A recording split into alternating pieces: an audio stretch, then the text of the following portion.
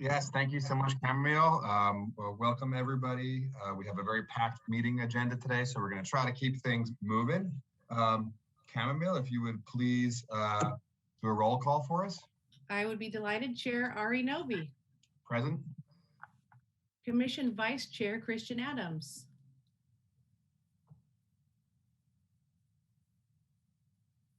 I know you're there, Christian. Sorry, I was moving the mouse over several monitors. Present. I understand. Thank you. Commissioner Inge Bisconner. Present. Thank you. Commissioner June Hansberger. Present. Commissioner Katie Kramer. Present. Commissioner William Morrison. Commissioner William Morrison will be joining us at 6 p.m. Commissioner Carol Wolf. Present. Wonderful. Let the record show we do have 6 commissioners present this evening, with Commissioner William Morrison joining us at 6 p.m. Thank you so much, Camille. Anybody who would like, please join us for the Pledge of Allegiance. I pledge allegiance to the flag of the United States of America and to the republic for which it stands, one nation, under God, indivisible, with liberty and justice for all. Thank you. Okay, do we have any changes to the agenda? No changes. Okay, before we go to oral communications, I just want to share one thing, sort of a point of order for the commission. So last month we had a presentation from the Samuel Lawrence Foundation relating to San Onofre, which was a very good presentation. But it did involve a lot of questioning back and forth between the commission and the presenters, as well as even public comment.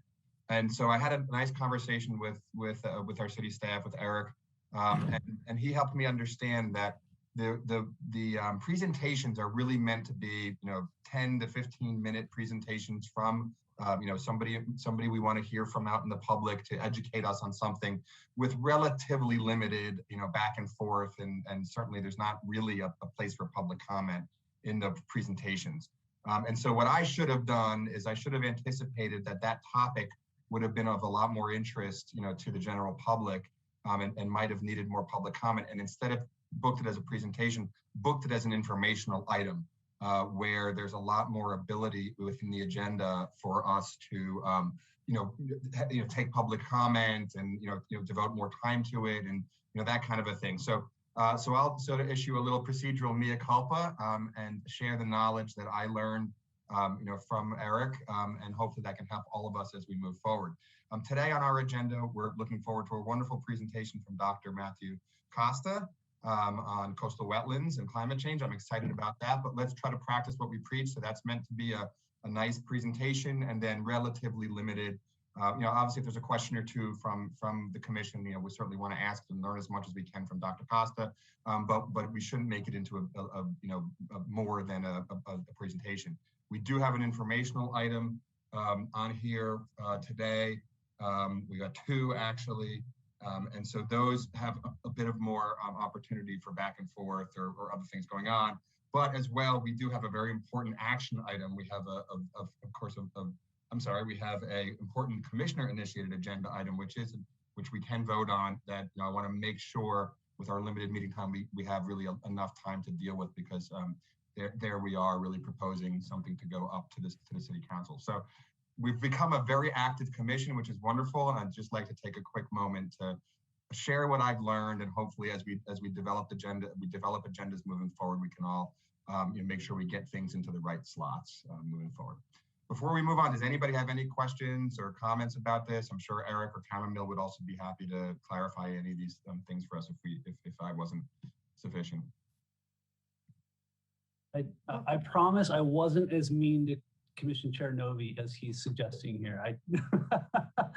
No, it wasn't mean at all. Not at all. I hope that's not what came across. I was pleasantly educated. I only joke, but really you articulated it very, very well. And as we go in through some informational items, those are a little more procedural.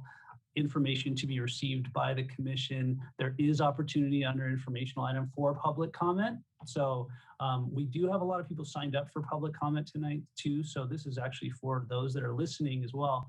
If you are speaking under oral communications, which is item number 4, which is basically right now, that's on anything outside of the agenda space, anything that you want to share with the commission.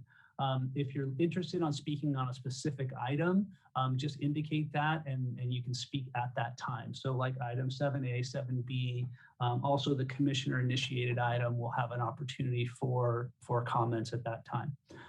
So with that, I will turn it back over to Chair Novi, and I guess we'll kick off oral communications. Yep, thanks, Eric. So do we have any oral communications, general oral communications? You know, I believe we do. We have 5 people registered to speak for oral communications. I would like to clarify too, while we're at it, oral communications is intended for a general environmental comment or concern addressed to the commission. So it's not on the agenda. Anything not on the agenda would be oral communications tonight.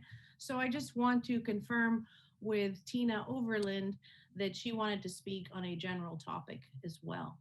And so I will allow her to speak so she can answer my question.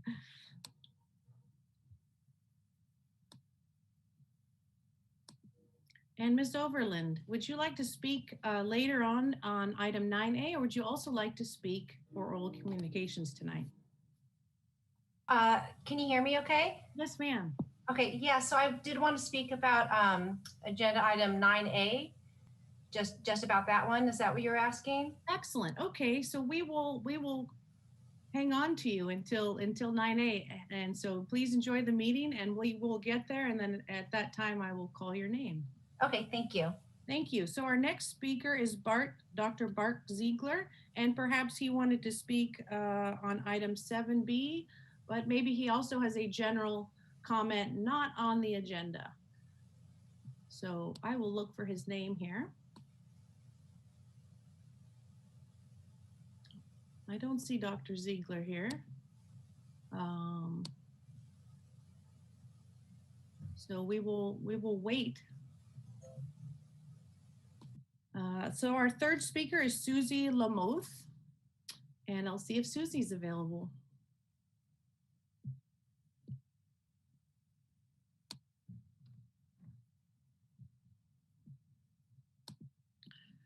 Susie Lamoth, would you like to speak tonight for oral communications on a general topic? Hi, can you hear me? Yes, ma'am. Okay, good. I'm sorry. I didn't know I was signed up to speak. I'm actually just here to listen. Oh, wonderful. Lovely. Okay. Well, you can speak Sorry. anytime you'd like, and maybe at another meeting. And please enjoy the meeting. I'll move to the next speaker, which would be Robert Wallace. Thank you. Thank you.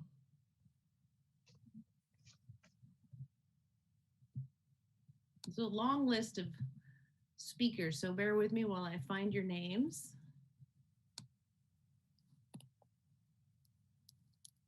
And I don't see Mr. Wallace online yet.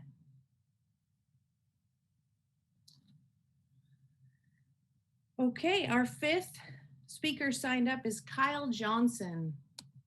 Kyle, would you like to speak tonight in general, or would you like to speak later? Yeah, I think this belongs in the general session. Oh, wonderful. Thank you. We have one speaker tonight for oral communications. Kyle Johnson, you have 3 minutes to address the commission, and you may start when you're ready. Okay, thank you, commissioners, for allowing me to address the council tonight. My name is Kyle Johnson. I am the Director of Engineering at VRC Metal Systems, and I'm addressing the council tonight on behalf of VRC Metal Systems regarding comments made during a previous council meeting stating that the metallic overlay process, otherwise known as cold spray, developed and employed by Songs as a mitigation measure for spent fuel canisters is nothing more than spray paint. That assertion is both deceptive and false. VRC Metal Systems, we are a cold spray equipment supplier and development partner. We were founded in 2012 out of a partnership with the U.S. Army Research Laboratory. The cold spray process that we employ enables the deposition of a high density and very strong metal layer of unlimited thickness to virtually any metallic surface. The coating process does not induce heat effects on the part and is also strongly bonded with the surface. Typically, the coating is composed of a high-strength steel or nickel alloy with extreme corrosion resistance and compressive residual stresses, which inhibit cracking. These attributes obviously make cold spray a robust and safe solution for the metallic overlay application in songs. I also wanted to mention that cold spray is not a new process. The Department of Defense and more recently, the Department of Energy have dedicated millions of dollars to cold spray development and transition over the past 20 years, and they are beginning to see a return on this investment. For example, the U.S. Air Force has approved a cold spray repair on the outside surface of B-1 hydraulic tubing, which has sustained wall thinning damage. The cold spray repair builds back the wall thickness and easily resists the internal hydraulic pressures greater than 10,000 psi. The repair was approved by the chief engineer of the 28th Bomb Wing at Ellsworth Air Force Base and is currently flying on multiple B-1 assets. The U.S. Navy also utilizes cold spray for the repair of submarine components that sustain heavy seawater corrosion damage. One such repair has been in service on a Seawolf submarine high-pressure valve actuator since 2015 with no evidence of additional corrosion damage. In another testament to its strength and durability, the U.S. Army has applied cold spray coatings on armored vehicles to improve the ballistic resistance of their high-hard armor panels. I'm providing these examples to the committee here as evidence today to reinforce the fact that cold spray is a robust process for component repair and corrosion mitigation that has been successfully used for years in the DoD. VRC Metal Systems and myself strive every day to advance the technology and educate our customers of the benefits of this process. Thank you again for your time and allowing me to address these assertions made against our technology, and I'd be happy to take any questions from the commissioners to clarify any of my statements here today. Thank you. Thank you, Kyle Johnson. We appreciate your comments.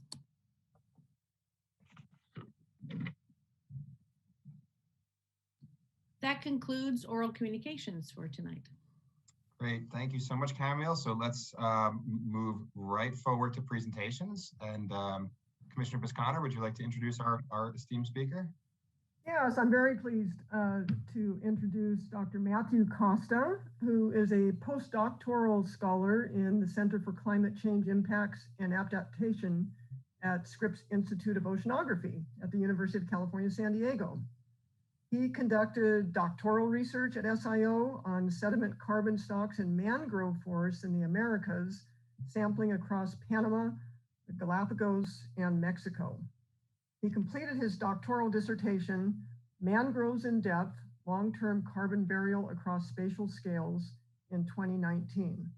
Matthew's current work focuses on coastal blue carbon in flows among coastal ecosystems in La Jolla and the sequestration of carbon in protected and restored wetlands in San Diego, which is how I came to be aware of him to invite him to present tonight, doing work in our local lagoons. So welcome, Dr. Costa. We all very much look forward to your presentation. Thank you very much for that introduction and for welcoming me to join the commission today. I'm going to switch to a different device where I'll present from. So one that doesn't have video. So one. All right, can you hear me? Yes. Yes. Okay, I will share my screen. Let's see if this works.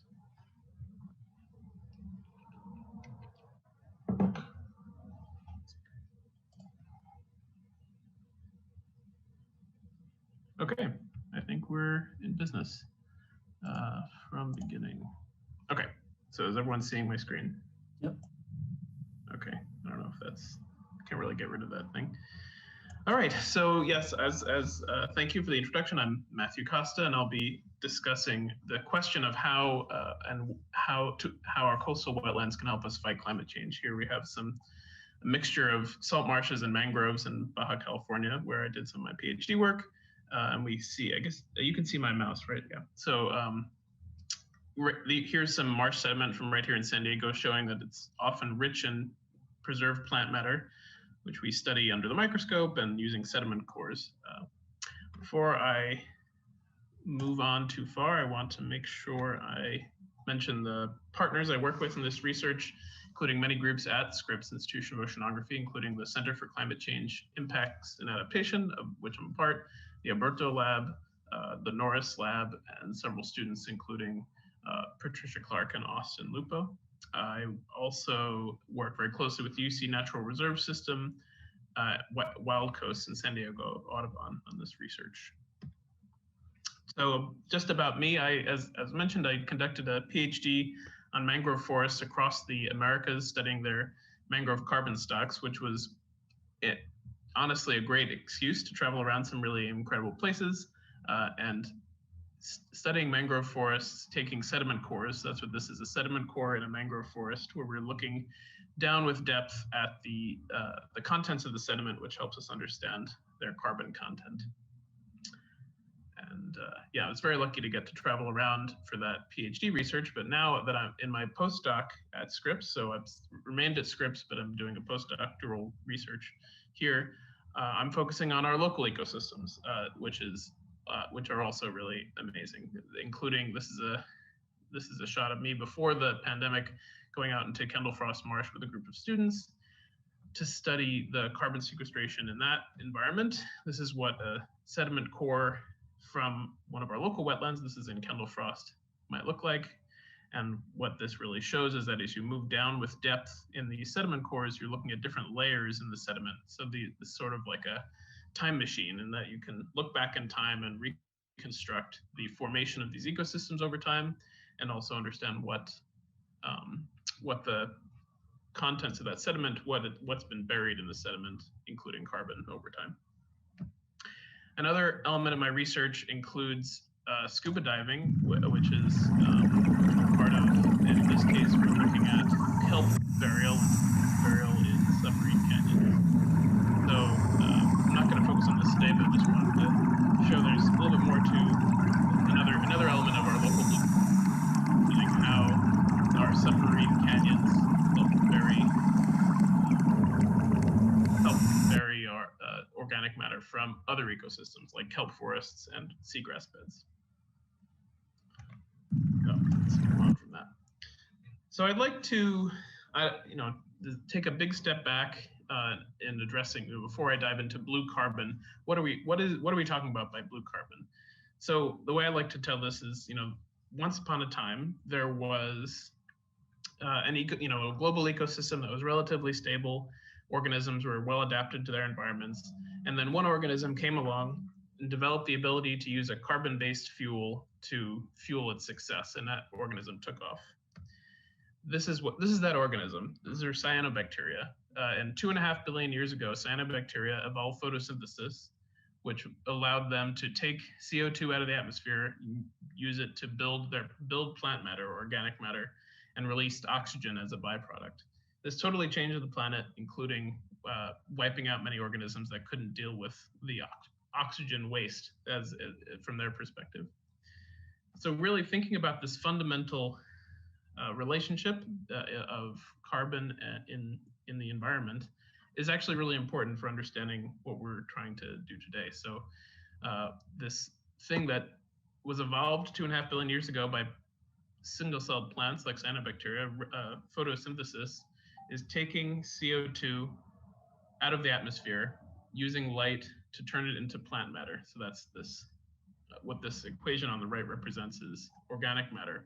So in chemical terms, we'll say that this carbon on the left is inorganic versus organic on the right, or oxidized versus reduced.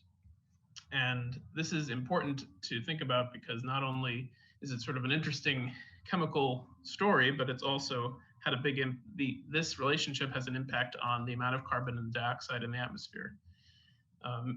Plants and phytoplankton over time, in some periods in Earth's history, have been buried in marine sediments or in coastal swamps and kept out of the atmosphere, so kept as organic matter, and kept there so long that they turned into coal, fossil oil, natural gas. And and in so doing, by keeping this carbon dioxide in the ground as organic matter rather than in the atmosphere, keeps in some periods of time, that keeps the amount of CO2 in the atmosphere lower. What we're doing today is the opposite. We're taking some of this long-term buried organic matter, turning it back into CO2 and releasing to the atmosphere. So there's an interest in understanding how do certain plants and certain ecosystems do the opposite. So how do they take carbon dioxide out of the atmosphere and store it, especially in long-term carbon stores, sort of undoing the damage we're doing with burning fossil fuels. So that's the idea for blue carbon. Blue carbon is based on the recognition, especially from a report that came out in 2009, identifying 3 major ecosystems: salt marshes here on the upper left. This is one of our local ecosystems, seagrass beds, and mangrove forests, which we don't have natively here in San Diego. That these coastal ecosystems have an especially big role in storing carbon for long periods of time. That's out of proportion to the size of these ecosystems on the planet. So if you look at this bar on the right, this is the total area of the ocean. And just this tiny little slice at the top, which is magnified here, is the area of mangroves, salt marshes, and seagrass beds. It's a really small total area, but they represent, the size of these circles represents their contribution to the global ocean carbon burial. So they're really small total fraction, but they have a big relative impact. So this report and then the following 12 years of research have focused on how do we make the most of these ecosystems' ability to store carbon and make sure that they continue to do so as we try to fight climate change.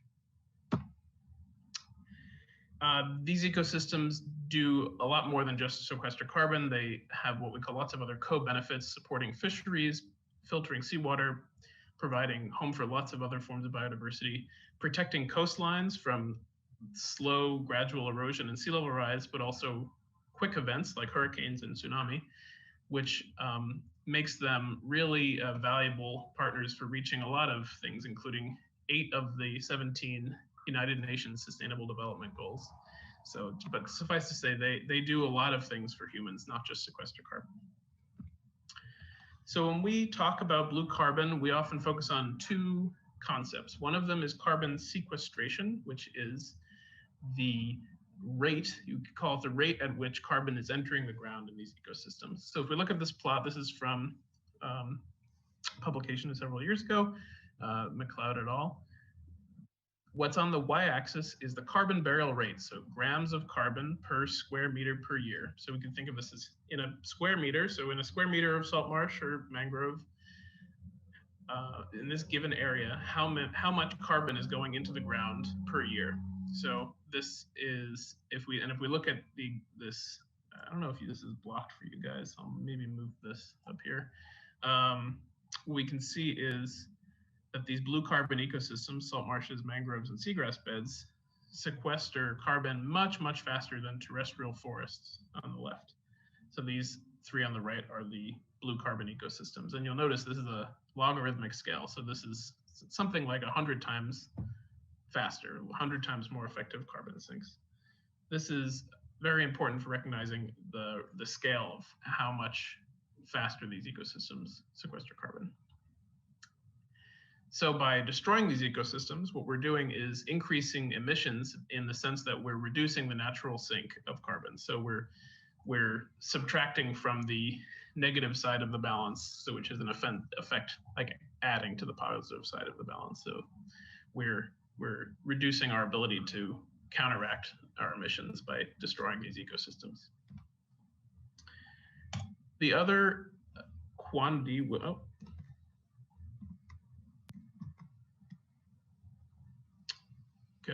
can you still hear me? Yes, we can. Sorry, I think I just had a computer glitch. I'll just continue here. Okay. The other quantity that we look at is the carbon stock. So this is the total amount of carbon sequestered in the ecosystem. We've often, the soils in these ecosystems are almost entirely dead plant matter. So you can see up here, that dead plant matter is so well preserved and it builds up in thick layers of organic matter over time. This is what these cores on the right are showing, going deeper with depth sort of layer upon layer of dead plant matter, or what we call blue carbon. And if we destroy those ecosystems, we often release perhaps hundreds or thousands of years of stored carbon, which makes up a large emission of carbon, which some studies have estimated if we added that up for the whole world, destroying all of the, say, mangroves or salt marshes in the world, what the emissions of carbon that would be in petagrams, huge amounts of carbon, equating to billions of dollars of economic costs associated with that contribution to climate change. So not only are they valuable in that they continue sequestering carbon, but if we choose not to protect them, it becomes a risk. So we really need to protect these ecosystems to prevent them from releasing their stored carbon. So let's put some numbers that we can wrap our heads around on these things. A typical salt marshes, which is the focus of the research I'm working on right now, globally, global sequestration rate is average would be 218 grams of carbon per square meter per year.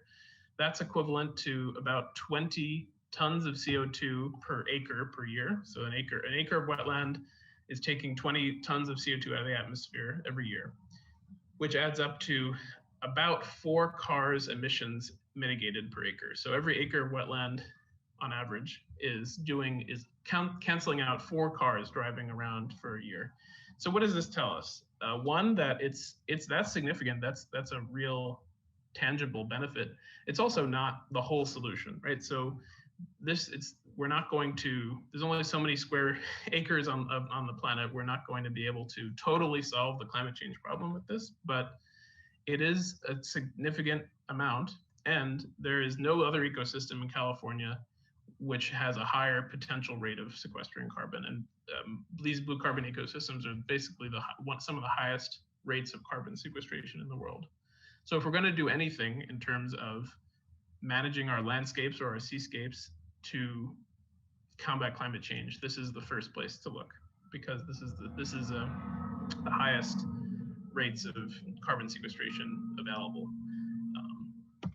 So just to understand a little bit more about what we're working on, we're trying to build we can get some pictures here. We're trying to build a database of blue carbon in San Diego County. These are some of the sites that we've worked in, and then Tijuana River Estuary is the one site that had data on this already before we began the study. That's Tijuana River Estuary here. This is me with our sediment core, which we use for doing this research. This is in Famosa Slough. And we also have core data from Mission Bay and San Dieguito Lagoon. We're hoping to expand this data set. It's been, we're working through the pandemic. This is very much a work in progress. We only have a little bit of data trickling in so far, but we're hoping to have more soon. To look at some local data, the one study that existed before we started working on this was from the Tijuana River Estuary, a study from 2001 by Weiss et al. And they estimated carbon stocks of about 239 tons per hectare, which is comparable to that global average I mentioned, and a sequestration rate of about 5 tons per hectare per year, which that actually adds up to about 10 cars, just to put that back in a number we can think about, 10 cars emissions mitigated per acre every year. So that's higher than the global average. And just sort of late-breaking data, we literally got this data yesterday from Kendall Frost, some of the first cores we have data from. We have from 2 different cores, we estimated 2 carbon stocks, one of, one of 77 tons per hectare and the other 188. So that just shows, A, that can be a lot of variation locally, and we're hoping to get some more data soon from all the cores we've taken. Our accretion rates, we're not sure yet. We need to do more dating to figure that out, but probably lower than the Tijuana River Estuary, which has really, really high rates of sedimentation, and that you've heard about. This is an issue actually in some sense, that they have excess sedimentation there. So this shows that there's probably a very important role of sediment supply in controlling the carbon sequestration rate. So we need to think about how we can manage these ecosystems to increase their carbon sequestration. Okay, so what do we, who cares? What can we do about this? The good news is that California has so far and continues to be very ambitious in thinking about how to use their coastal ecosystems in the fight against climate change.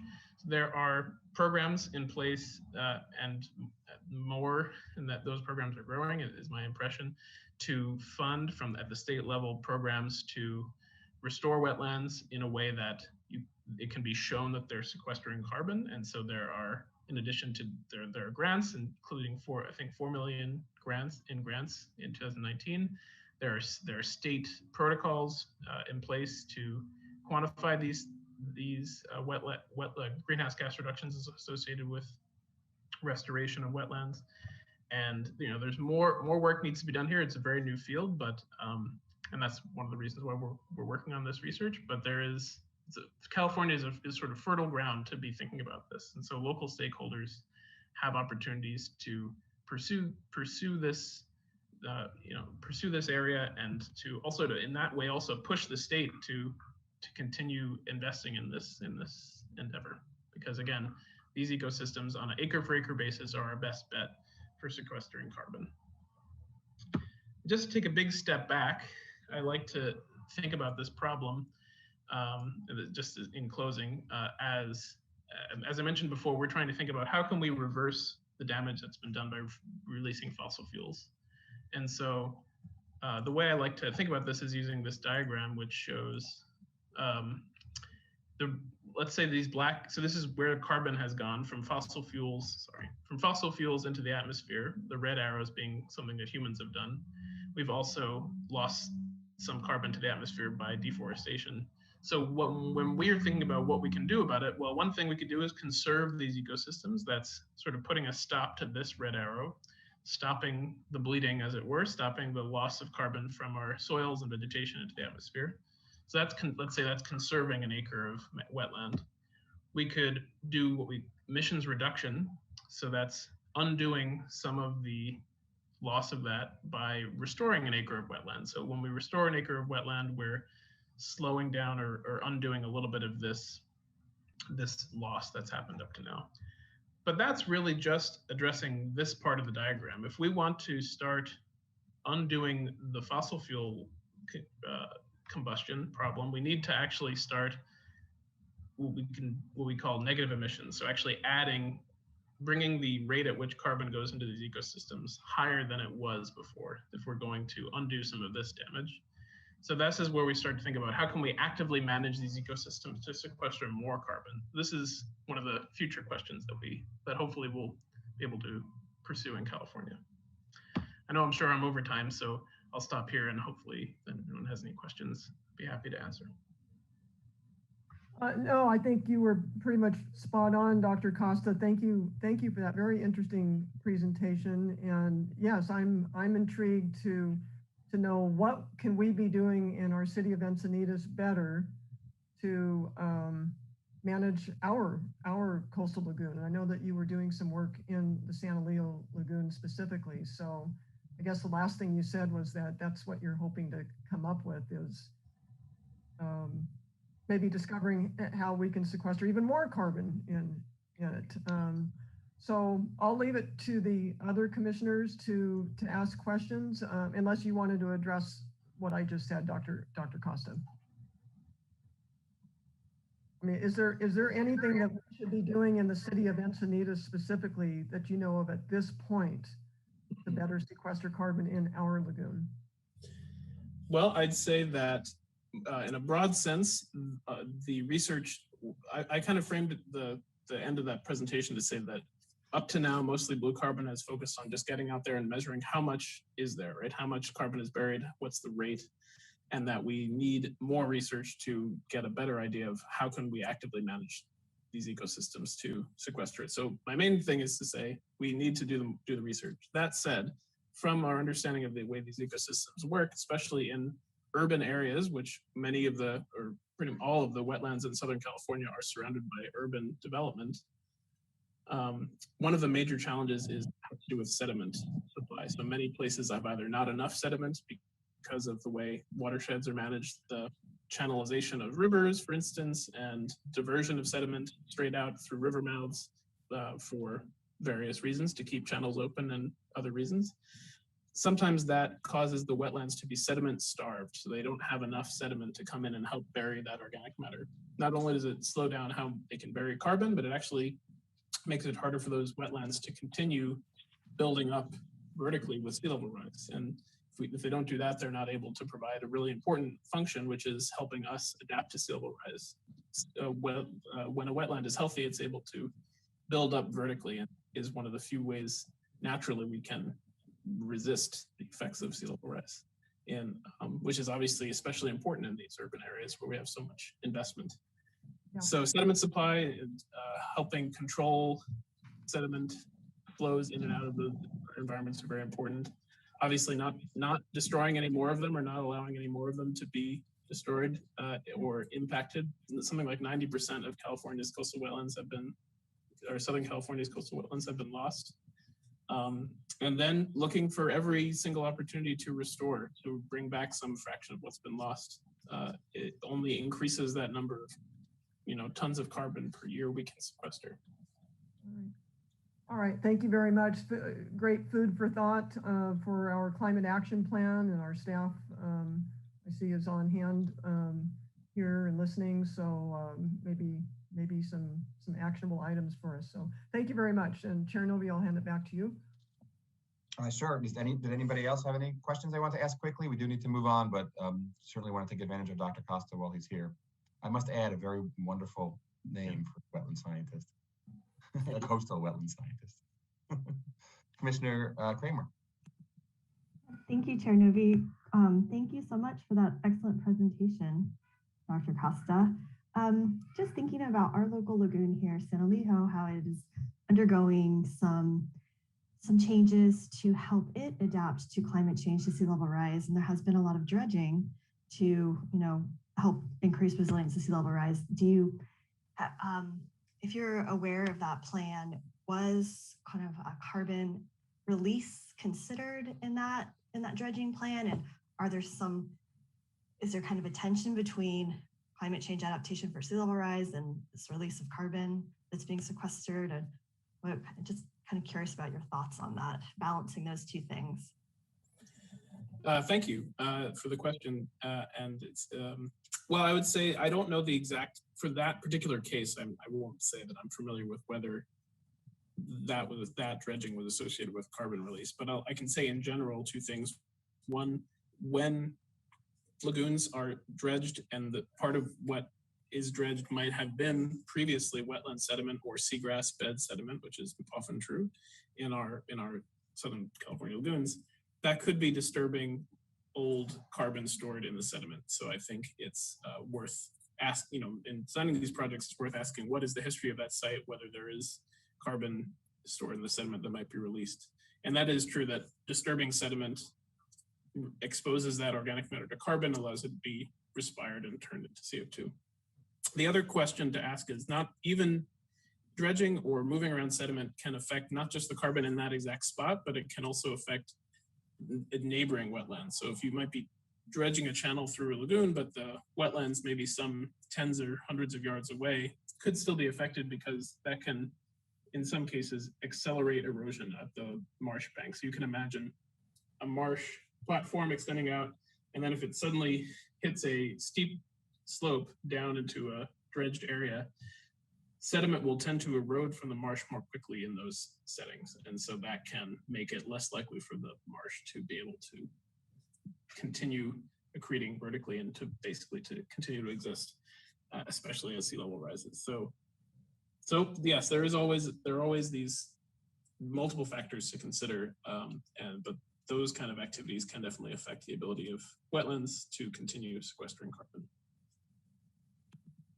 Thank you. You're welcome. Maybe I'll just ask a quick question before we move on. So I'm curious, obviously a lot of places where wetlands were, there are now homes. And so it's hard to restore wetlands in those locations or other structures. It occurs to me that in Encinitas, a lot of what's now the recreational area of Moonlight Beach was probably once some form of wetland. And so I'm just curious, as to how much wetland was there, if you're familiar with that history. I don't know. And then as a sort of second question, I'm also curious what the potential of carbon sequestration is in kelp forest, restoration relative to, or obviously in synergy with coastal wetland restoration. Two good questions. So yeah, of course, that is one of the big challenges in Southern California, is that much of our lost wetland area is now urbanized, and so there's very little potential to turn back the clock on that, even if we wanted to. And so yes, that I don't, for the exact case local to you guys, I don't have that number offhand, but instead of answering your question, I could give you guys homework, which is that there is some great online resources to look at historic extensive wetlands, including if you Google California wetland T sheets, letter T, you'll find a great website hosted by the San Francisco Estuary Institute, which has historic extent of wetlands in Southern California from the time of 1850. So you can know what, and they're really great maps that you can kind of see in detail what areas had been wetland versus lagoon, et cetera, 170 years ago. So that information is out there. As far as kelp forests are concerned, so I didn't really talk about kelp forests. That you saw me diving a little bit in them. So there is a great interest in asking, okay, beyond these ecosystems, salt marshes, mangroves, and seagrass beds, which we know sequester carbon where they are, they sequester carbon in their own sediments. Kelp forests produce a huge amount of organic matter. They grow very quickly. They produce a lot of, as you see often on the beach, they produce a lot of kelp that gets exported. So the question then is, can some of that exported carbon get buried somewhere else? And therefore, can we count that exported carbon if it gets buried, say, in nearshore sediments, just offshore in the sand? Can that count as blue carbon? So that's one of the projects I'm working on, as well as tracing the export of carbon from kelp forests into nearby environments and figuring out, can that therefore be counted toward carbon mitigation? There's a lot of interest because California has a lot of kelp forest area in capturing that in the regulatory sense. So that's on the horizon for sure. It's coming attractions is kelp carbon in California. Awesome. Well, thank you so much, Dr. Costa. I think we do unfortunately need to move on, but really wonderful to have you as a resource, and hopefully the commission can count on you again if we get some wetland or other blue carbon questions or needs that we engage in. I for one hope that Encinitas will be a big part of many partnerships available. I think there's a lot of opportunity for us to continue to restore our coastal ecology, and it's both for carbon sequestration. Aye. Okay, sounds like they're approved. Thank you. And let the record show too that Commissioner William Morrison has joined us. So we do have a full 7-0 support unless there are nays for the approval of the April meeting minutes. Fantastic, full house. Okay, moving on to 7A, we have a presentation from SDCP, and maybe I'll let Eric, are you introducing that?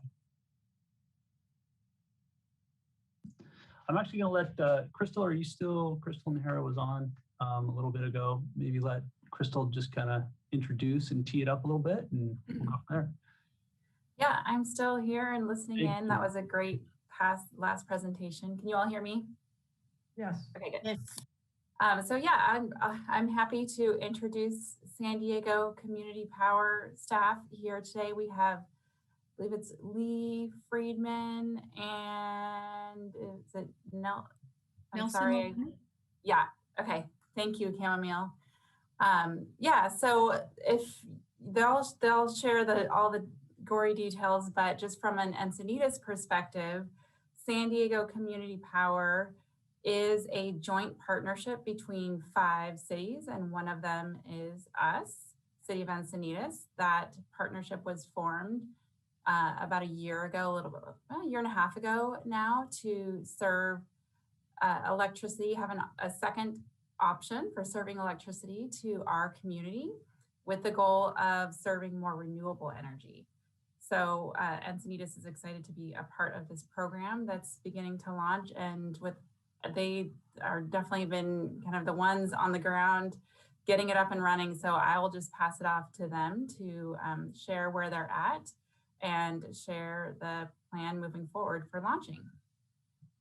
Sounds good. Thanks, Crystal. Hi, everyone. My name is Nelson Lamelli. I am a program manager with San Diego Community Power. Along with me, I do have my colleague, Lee Friedman, but today I will be leading the presentation. So thank you all for having me. I do have a presentation and I hope I can get the screen pulled up without any issues. But if anything happens, let me know. So I think we should be good to go. So again, hi everyone. Let's just jump into it. So just a quick agenda of the things we're going to talk about in terms of like who is San Diego Community Power, what are the new options that are coming to the city of Encinitas, the accounts that are going to be enrolling, some of the rates, and talking about what our mutual goals are.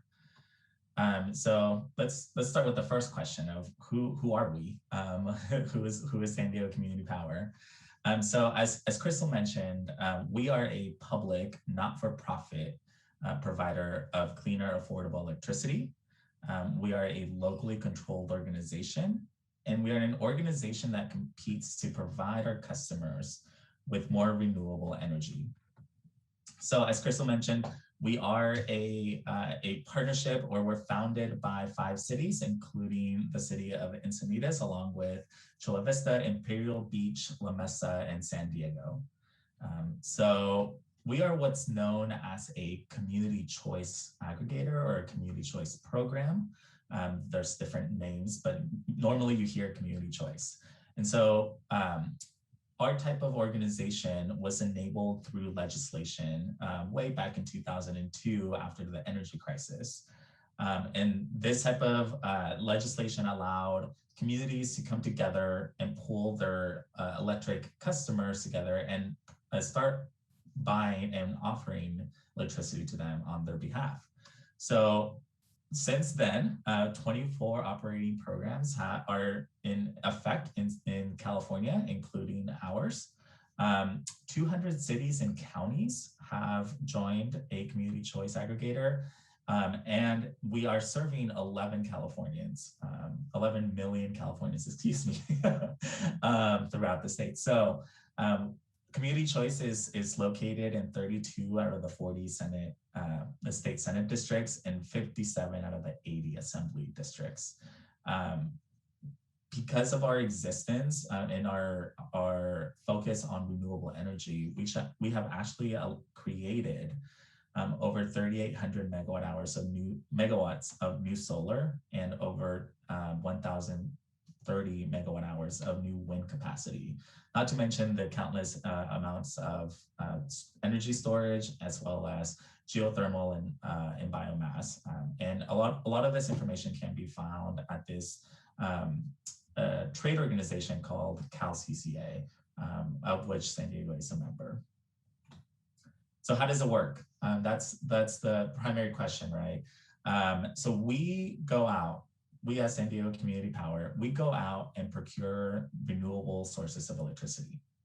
It doesn't make sense for us to be a poles and wires type of company and have multiple wires running to everyone's homes. So we utilize the existing infrastructure to deliver that renewable energy. And then from our customer's perspective, from your perspective, from your city's perspective, you get cleaner power, local control, and competitive rates, again, because we are a not-for-profit public agency.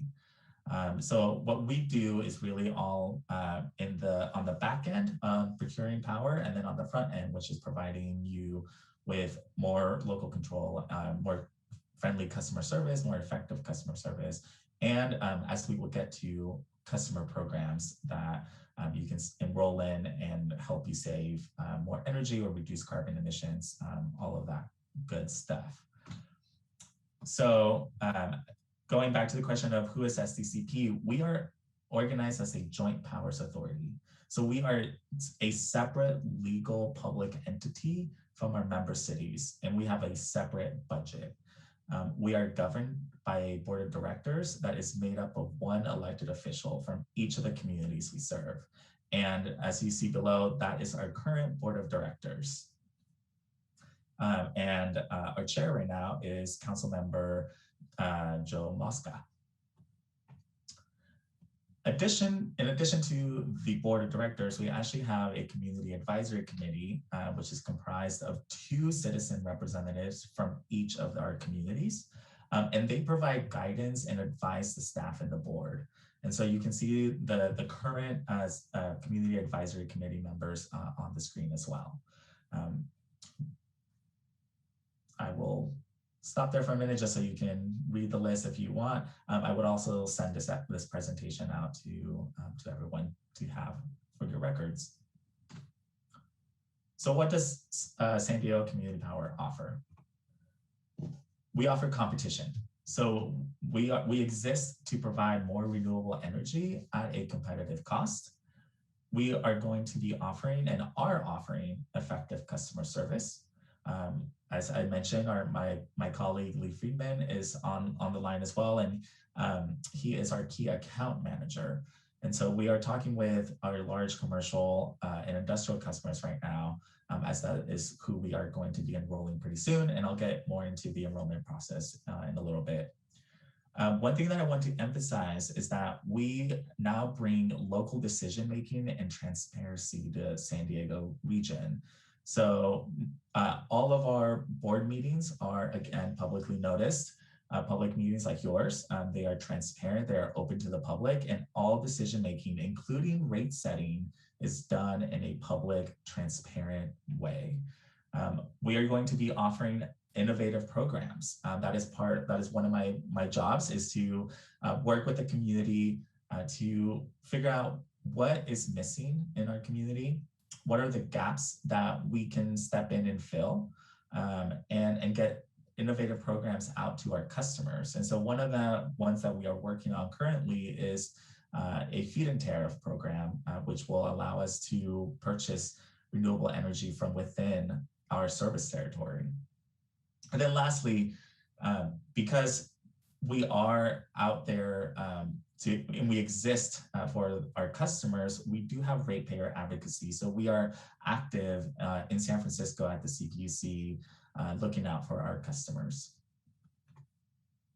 So we are, as I mentioned, we are enrolling commercial customers initially. And one of the really cool things about the city of Encinitas is that your city council voted to join San Diego Community Power and offer everyone the Power 100 service, which is our 100% renewable energy service. So as opposed to the other cities, which are going to be enrolling into Power On, which is made of 50% renewable and 5% carbon free, everyone in Encinitas is automatically getting 100% renewable power, which I think is pretty awesome. It does come at an additional cost, but as you can see, it's less than 1 penny more per kilowatt hour to stay on Power 100. Customers have the option to what we call opt down or downgrade the service to our Power 100. And they can also always leave our service and return back to the utility. So when we compare our services to the incumbent utility, you can see we offer a lot of renewable energy at extremely competitive prices. So just on the onset, Encinitas is going to get 100%, like I mentioned, and everyone else is going to get 50%. We compare that to the incumbent utility, which is currently at 31%. So what does the upcoming enrollment look like? So starting June 1st, so in a matter of weeks, all commercial and industrial accounts within our service territory will be enrolled into our service. And this includes over 3,200 accounts in the city of Encinitas that will automatically enroll into Power 100. So without any action, without anything having to be done by the customer, they automatically get 100% clean renewable electricity. What is being excluded from this phase, what we call phase 2 in the enrollment, are any direct access accounts. So I know that many large commercial customers have direct access accounts, those are going to be excluded. We are never going to serve them. That's an agreement between the customer and the provider. Any cogen accounts, those are being postponed as well. Existing solar or what are called net energy metering accounts are being deferred until 2022 in our phase 3 enrollment. And any residential accounts are also being deferred until phase 3, which starts in February of 2022. So this is what the enrollment schedule looks like. Back in March, so a long time ago, we enrolled all of the municipal accounts. All of the member cities that I mentioned, the 5 member cities, we took all of those municipal accounts and enrolled them into our service in March. And again, starting in June, we're going to be enrolling our commercial and industrial accounts. And then like I mentioned, phase 3, which starts in February, is going to start with Imperial Beach customers, followed by La Mesa customers. And then in April is when Encinitas residential customers, then customers and anyone that was really deferred until phase 3 is going to enroll and start receiving our service. And then we will wrap up our enrollment process with the City of San Diego and Chula Vista in May. So one of the things that we want to talk about is one of the questions we also get is what's changing, right? And I like to think about that as like, what is not changing? So people think, change is scary. There's a new entity, like what's going to happen? And so I really want to take the time to talk about what's not changing, which is the billing. You still are going to receive one bill from SDG&E. In that bill will be a line item from us for our generation charges, and those replace SDG&E's generation charges. Service reliability, that is still SDG&E's responsibility. And so since they own the poles and wires, they are responsible for service reliability. Rate structure. So I know a lot of customers are nervous about having been granted into legacy rate schedules, or they like the rate schedule that they're on. We will be offering the same rate schedules and aligning with the offerings from SDG&E, including the time of use periods. Discounts. So if customers have any sort of discount on their bill, especially the residential customers that have either CARE or FARA, which stands for the California Alternative Rates for Energy, which is provides a discount on the utility bills. They get to keep those discounts as well. So again, those aren't changing. And then lastly, the day-to-day is really not changing for customers. What is changing though is all on the back end. So that includes higher renewable energy. Now customers get an effective customer service team and support team. We have competitive rates. Currently, we're at a 1% savings as compared to the incumbent utility.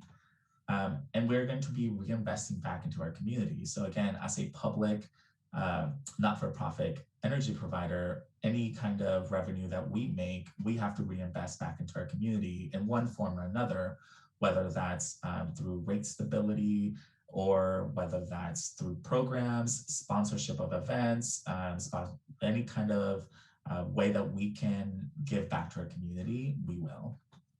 And I don't know why the what's changing just popped up, but we'll work with it. And then again, new programs. That's part of my role, is to help develop new programs that are addressing local needs. So another common question we get is, rates and billing, what do those look like? And so I just wanted to provide a comparison of what a typical small commercial customer a rate schedule would look like. And so you see that the generation costs vary depending on whether you're on our power on, which is the 50% renewable product, or our power 100, which is our 100% renewable product. The delivery charges stay the same across all customers, regardless of who their electricity provider is. But even when SDG&E has those added fees for what are above market costs for them, even with those fees, we are still competitive with the utility. We are still lower than the utility. So this is just an example for customers to look at. But really what I want to emphasize is that we actually have a bill estimator on our website. And so this bill estimator takes your current bill and then shows you what it would have cost you had you been with San Diego Community Power or with the utility. And this estimator is using rates that are effective as of March 1st. And so I want to end by talking about our goals. And I say your goals because really we are here to work with you all to help achieve your climate action goals. And so some of the goals we have for our communities is we want to get to 100% renewable energy as the default, as the standard by 2035 or sooner, way ahead of where the state is headed or has targeted. We want to continue to offer competitive rates. That is our goal, is to offer competitive rates to customers. We want to reduce carbon emissions. That is why we were founded, is to reduce carbon emissions and offer competitive rates at the same time. We want to prioritize local, renewable, and distributed energy sources. We want to benefit the local economy and workforce and invest in communities of concern and promote equity. So I want to end the presentation by asking you all, how can we help the Environmental Commission and the City of Encinitas at large achieve your goals? And how can we work together to make those goals possible and be collaborative in addressing climate? So with that, I will end it with my contact information if you have any additional questions, and I'll turn it back over to you, Chair. Thank you so much, Nelson. I think, as you know, this commission was very deeply engaged when Encinitas was making decisions to move forward. Of course, the final decision was made by our city council, but I think, you know, this is a group of people and a body that couldn't be more thrilled that Encinitas has taken this journey, and what you're presenting is really just wonderful work. I'll just very quickly say that I think that what's most important, other than, you know, professionally, properly, transparently running a very complicated and you know, public, you know, program with a lot of money flowing through it, is education, right? As you pointed out, the public needs to understand this. It's different. It's a little complicated. It gives them more choice. And so the education is always, in my view, really at this stage, probably the single most important thing. With that, though, I'm happy to open up with a little bit of time to any questions from the rest of the commission or comments. Question? Oh, please. Thank you, Chair Novi. Thank you, Mr. Milley. That was a really great presentation. I understand it better now. This is probably a really dumb question, but I'm going to ask it. Why didn't SDG&E, why did we have to create a separate entity to source renewable energy? Why didn't the utility just do that on its own? So that's my first question. Like I said, I'm sure that's maybe obvious, but I thought I'd ask. And then the second question is, I noticed that geographically, we're partnered with cities that are kind of far away from us and that are direct neighbors. I know we're in a different community choice energy, and I wonder if you could comment on that. In other words, Carlsbad, Del Mar, Solana Beach joined a different entity, and we joined San Diego, Chula Vista, La Mesa, and others that are farther away. And I was just curious why that was. Thank you. Yeah, I think to answer those questions, I want to get my colleague Lee Friedman to step in and answer those, because he was deeply involved with the formation of San Diego Community Power. Commissioner, you're asking some really important questions, and these are not obvious answers at all. So back when we were actually forming what became San Diego Community Power, the city of San Diego had taken the sort of the lead effort on that in forming the policy around community choice or bringing the community choice aggregation model to the region. Solana Beach had done it before us, but we were looking to form a JPA with multiple cities. So we had approached pretty much every city in the region in 2018, looking to see who would be interested in joining the CCA.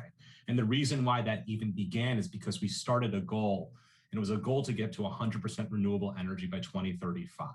And we actually approached SDG&E and said to them, hey, we're trying to get to this goal. It's in our climate action plan. We want to get to 100% renewable energy. What can we do to get there? How would you be able to get us there? And at the same time, we began the effort of hiring consultants to do a pro forma and a sort of business case for the CCA model. So SDG&E and our consultants at the same time were working on sort of this dual track to sort of prove out what theoretically we could do to get to 100% renewable energy. Ultimately, SDG&E said that there wasn't a commitment that they were going to be able to make to get us to 100% renewable energy at the time frame that we wanted to get there. And that's how ultimately, as the city of San Diego made the decision to move to the CCA model. And that began a series of negotiations with other cities to join and form this Joint Powers Authority. We did approach Carlsbad and Del Mar and Solana Beach and other cities and asked, would you be willing to join, along with the county as well? And, for a variety of reasons, Carlsbad and some of the other northern cities decided that what would fit their model the best is to be a smaller CCA. Encinitas decided at that time that it wanted to be part of the city of San Diego's CCA effort, along with Imperial Beach, La Mesa, and Chula Vista. So it was very much a political process, but ultimately that's how we ended up with these two separate CCAs. I think that right now we're seeing some movement from the county. They're starting to re-engage with the idea of entering into either a relationship with Clean Energy Alliance or with San Diego Community Power. So we're curious to see how that plays out. But those are really, really important questions. Ultimately, just to summarize again, to get to 100% renewable energy, this was the most effective way that we found that we could do it. And we are now, honestly positioned to potentially even meet that goal a bit sooner than we wanted to. So, especially with Encinitas committing to get to 100%, with Encinitas doing its enrollment at 100% renewable, the Power 100 content right off the bat. So kudos to Encinitas. Thank you. I'm so glad he was here to answer that, because he would have told it better than I would have. I was actually, the reason why I'm so well versed in this, because I was actually in the city administration at the time, working on the policy with Cody as we moved it forward. So I was actually in the sausage making for all this, which is a unique position, because policy sometimes never comes out as cleanly as we hope it does. But with the CCA, it really did. Any other comments or questions? Okay, and just to double check, Eric or Canada, did we have any public comments for this information item? We didn't have any before. I see a couple of hands raised from speakers who are speaking on the next item. I think if they're speaking on the next item, I think we need to wait for the next item with such a packed agenda. Well, I just want to thank Lee and Nelson, and since Crystal's on, Crystal I know has been really engaged in all the community choice energy stuff and stays from the beginning. So it's really wonderful to see us where we are, and we look forward to future updates. And certainly our commission will let you all know if we see ways that we think you can be helpful to Encinitas that you're not already doing, and if you see ways that we can be helpful, please know that offer goes both ways. Definitely, and I appreciate that offer, and I want to engage with all of you to help develop these programs. So thank you so much for the opportunity to speak. Thank you so much. Okay, we're going to move on to informational item 7B, and this is a presentation from Southern California Edison that I believe relates to the presentation given last month by the Samuel Lawrence Foundation relative to San Onofre. And I know we have some public comments on this, but I think we should let the speaker go first. And I just want to let everybody know that there are no actions up today for consideration by the commission. There's nothing that we're voting on. There's nothing going on. So we're still in an informational gathering phase, and it is of course very important that we gather as complete public input from all stakeholders on any complex topic. And so we're very, very thankful to continue that process. So without further ado, Eric, do you want to introduce our speaker? Sure. I think I met Mr. Camargo about 2 seconds ago, or 5 minutes ago, but we have been emailing back and forth. So I'm going to go ahead and let him kind of introduce himself and the topic. And I know he's got some folks here to help support and present to him. But I will echo the sentiments from Chair Novi. I think it's a great framework. These informational items are presenting a space where we can have open dialogue, hear from the public, but it really is just that there is no action at this point. This is just information gathering. So I'm just kind of setting that framework for the commission on this item and all the other informational items. So with that, I'm going to turn it over to Mr. Camargo and let you go ahead and do your thing. All right, great. Thank you very much. Appreciate that. Let me start by trying to share my screen.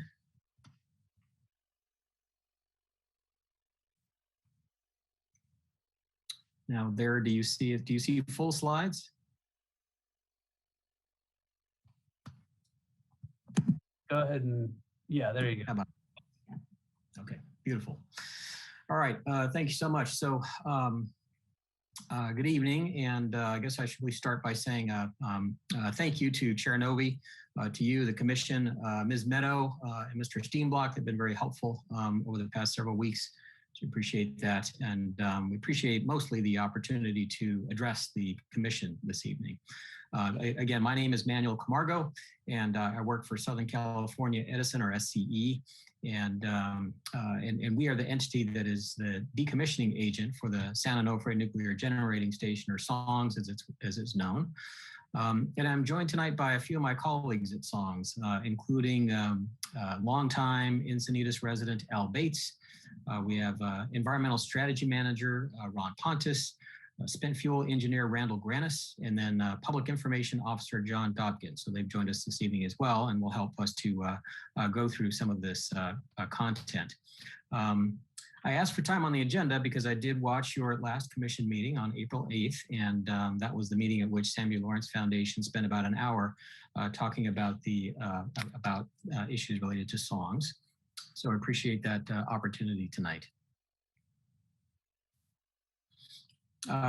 So here, in terms of our approach, during your commission meeting on April 8th, there were quite a few assertions made regarding spent fuel canister integrity, longevity of those canisters, the risk from natural disasters, and other topics. So before we get into the main presentation, I did want to start with 5 quick topics where I'd like to correct the record.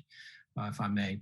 We feel it's important that you, as appointed community representatives, have the facts at your disposal. So, and this informational opportunity we have here tonight is just perfect for that. So thank you. So first here is about the spent fuel canisters. I would tell you that the canisters that we use at SONGS are made from low carbon, what's called 316L stainless steel. And you can see that there, but that is a sample of the stainless steel that we use. This small sample weighs about 3.5 pounds. And that type of canister, you see one there in the image, is a welded lid canister. And those welded lid canisters, or what are called multi-purpose canisters, make up more than 93% of the storage systems, the dry storage systems that are used here in the US. There are in other countries, there are different canisters that are used where spent fuel is reprocessed or recycled. Spent fuel is stored in bolted lid canisters, and those rely on a mechanical seal with an O-ring rather than using a seal weld as we do here.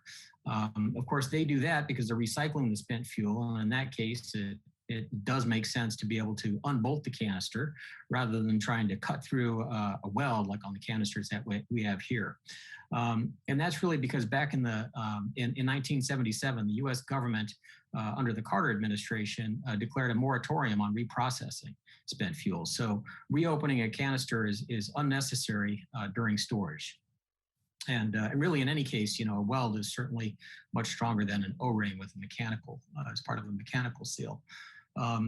So going back to April 8th, certainly what I heard at that point were comments regarding other casks being thicker. But so that you have all the facts, you should know that those casks are fabricated from cast iron and rather than stainless steel. And they're not licensed for transportation here in the US by the Nuclear Regulatory Commission, or the NRC. And certainly we at SCE believe that it's important to be able to be prepared to transport these canisters off-site. So, and our canisters are designed for both storage and for transportation. You also heard an assertion that our canisters will crack and that nuclear material will leak into the ocean, the land, and the air. But what was not explained is how a solid ceramic pellet would exit the canister, even if a microscopic crack were to occur in a canister. And my colleague, Randall Granis, will talk a little bit more about that in a few minutes.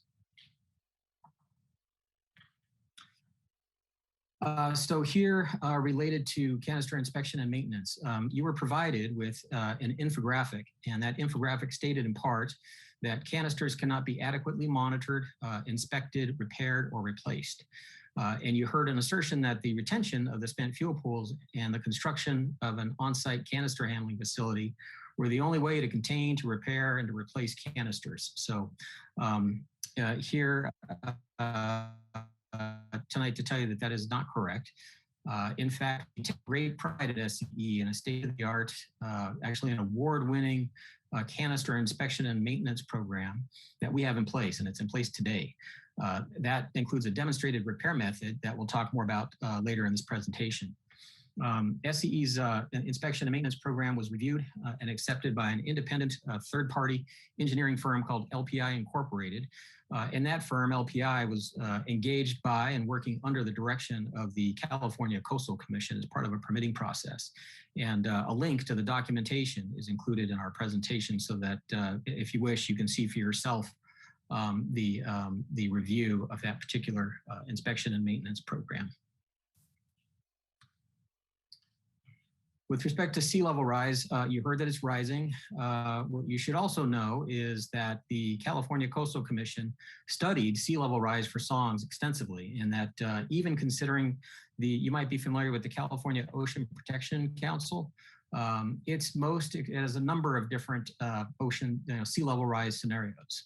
The most extreme scenario is called H++. And so you all in this environmental commission may be familiar with that. Even with the H++ scenario, the song site remains unchallenged well through mid-century based on the assessment of the California Coastal Commission. And as well, we at SCE study sea level rise, and we file what we call a vulnerability report with the California State Lands Commission on an annual basis. And the latest report, 253 pages in total, was prepared by a well-recognized expert in the field. And again, here, all those reports are available on our website for your review and for the public. Here, you heard last month that earthquakes are one of several quote unquote unaddressed problems at songs. And I can point you to peer-reviewed papers in leading journals that illustrate that that is not the case. We at SCE earlier today, we had Dr. Costa from the Scripps Institution of Oceanography. And we at SCE commissioned the Scripps Institution of Oceanography there nearby in La Jolla to study the seismic risks for songs. And in 2017, Scripps produced a set of papers that were peer-reviewed and published in leading journals. And those peer-reviewed papers are available on our website. In addition to that, in addition to the work by Scripps, the California Coastal Commission relied on several other seismic studies as part of considering a coastal development permit for songs back in 2015 that had to do with the expansion of our on-site spent fuel storage facility. And the Scripps research in particular helped us to understand that the largest earthquake for San Onofre is a magnitude 7.4. As comparison, at Fukushima, I'm sure you heard of Fukushima. They had they experienced a 9.0 earthquake, and that produced a ground acceleration of 0.561 Gs, in a lateral direction. You may know, we'll talk a little bit more about this later. From a building code perspective, you talk about G's, or movement, not magnitude. So the spent fuel stored at Songs are rated actually for triple the ground acceleration of that was experienced at Fukushima. We're at 1.5 Gs is what our systems are designed for that contain our spent fuel. Moving on to tsunamis, the Scripps research also found that the largest credible tsunami is about 3 meters or a little less than 10 feet high. And Songs is protected, as you may know, by a 28-foot seawall. The Coastal Commission also found that even without accounting for that seawall, that the spent fuel facility is above the inundation level because the top of the facility is 32 feet above the sea level. So they didn't even credit the seawall as part of their analysis. I would tell you as well that the tsunami risk is further addressed in that our spent fuel systems can be submerged under 50 feet of water and still perform their safety function. So really, if you think about it, we have multiple engineered layers of protection at Songs. Lastly, you were told that there are no emergency plans in place to protect the public in the event of radiation release. And that is not the case. The plain fact is that we at SCE have an NRC, Nuclear Regulatory Commission, approved emergency plan that's in place. And that includes trained and qualified emergency responders who are on shift at Songs 24/7, 365 days a year. Most importantly, I would emphasize that with all of our spent fuel now cooling in dry storage, there are no credible accident scenarios that would lead to an off-site release of radioactive contamination. My colleague Randall Granis will talk a little bit more about that later here this evening. Finally, on this point, in NRC speak, there are no so-called emergency action levels that would require public evacuation due to an event at Songs. And there's no distribution of potassium iodide pills to nearby populations because there's no longer a threat to the thyroid gland from the Songs facility. And all of that, of course, is consistent with NRC regulation, as well as guidance from the federal FEMA, the Federal Emergency Management Organization. So bottom line, wrapping up this piece, there are just 5 quick examples of things that you've heard where we wanted to correct the record. I would tell you as well that what you will hear from me and from my colleague tonight are facts, facts that are supported by science, by data, and by credible federal and state agencies like the U.S. Nuclear Regulatory Commission, the California Coastal Commission, and that really is our commitment to you, is to deliver facts to you and to the community. In our view, we believe that the hard facts mean something, and we recognize that you on the commission are really best positioned to make recommendations or render judgments when you've had access to facts and the underlying science through, I suppose, informational items like this one on the agenda tonight. So with that, let me wrap that up and ask my colleague Al Bates to pick up the discussion here with some plant history. So Al? Yeah, thanks, Manuel. Can you hear me okay? Yeah, just fine. Hey, great. Hey, so thanks, commissioners. My name's Al Bates, and I've actually lived in Cardiff by the Sea for 40 years. And I'm delighted to find out that we have an environmental commission. And I'm really pleased at that. I'm real active outdoors, so you may see me around Encinitas. I enjoy surfing, hiking, and cycling. So if you see me, I'd sure be happy to talk to you about protecting our environment. It's something that's very important to me.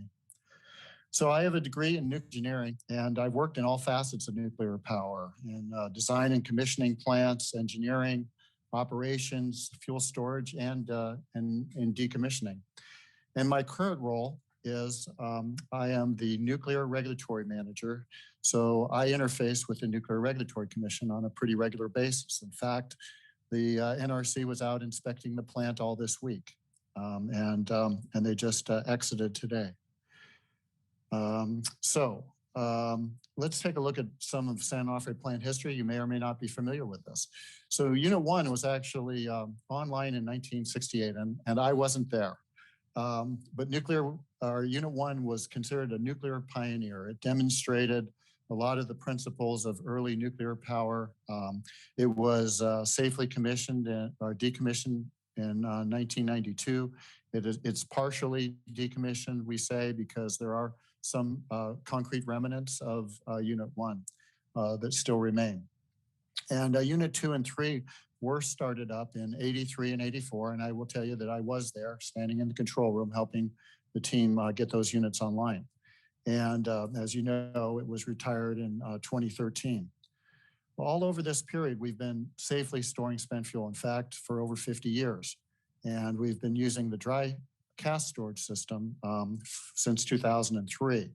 So when I look at this slide, the bottom line to me is that San Onofre provided safe, reliable, and carbon-free electric power for almost 50 years, and we've been safely storing nuclear fuel since the beginning.